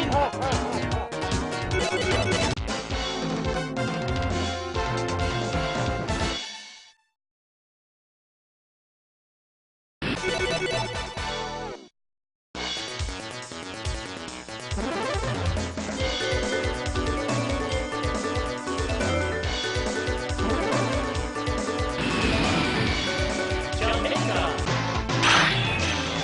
Round 1, fight!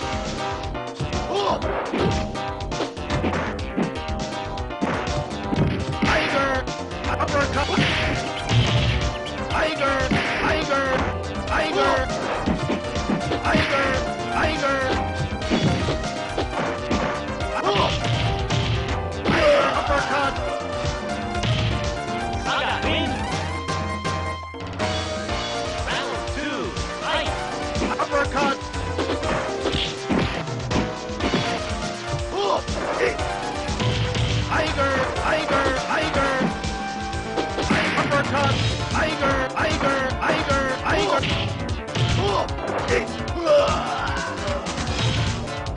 Saga win!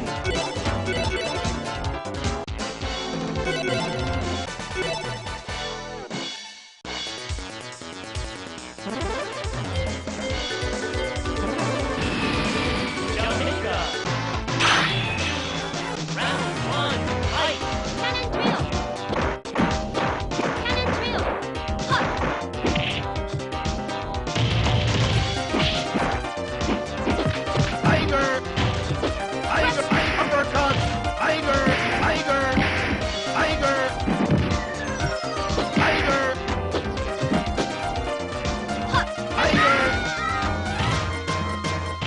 Saga win! Round 2, fight!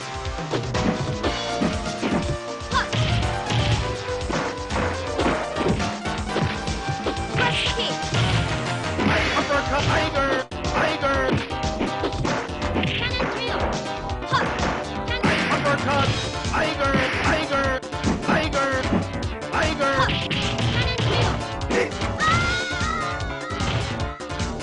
Saga win!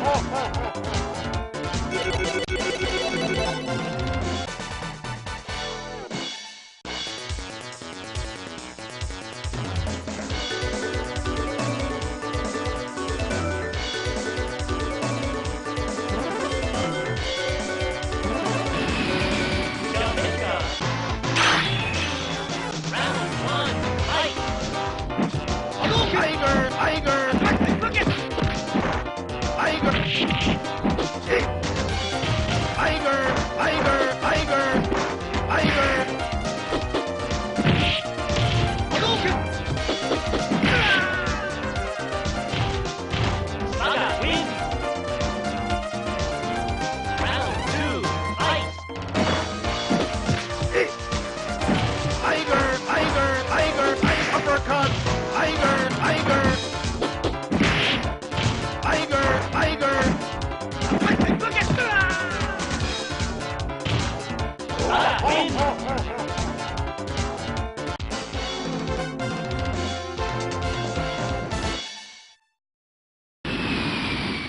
Japan.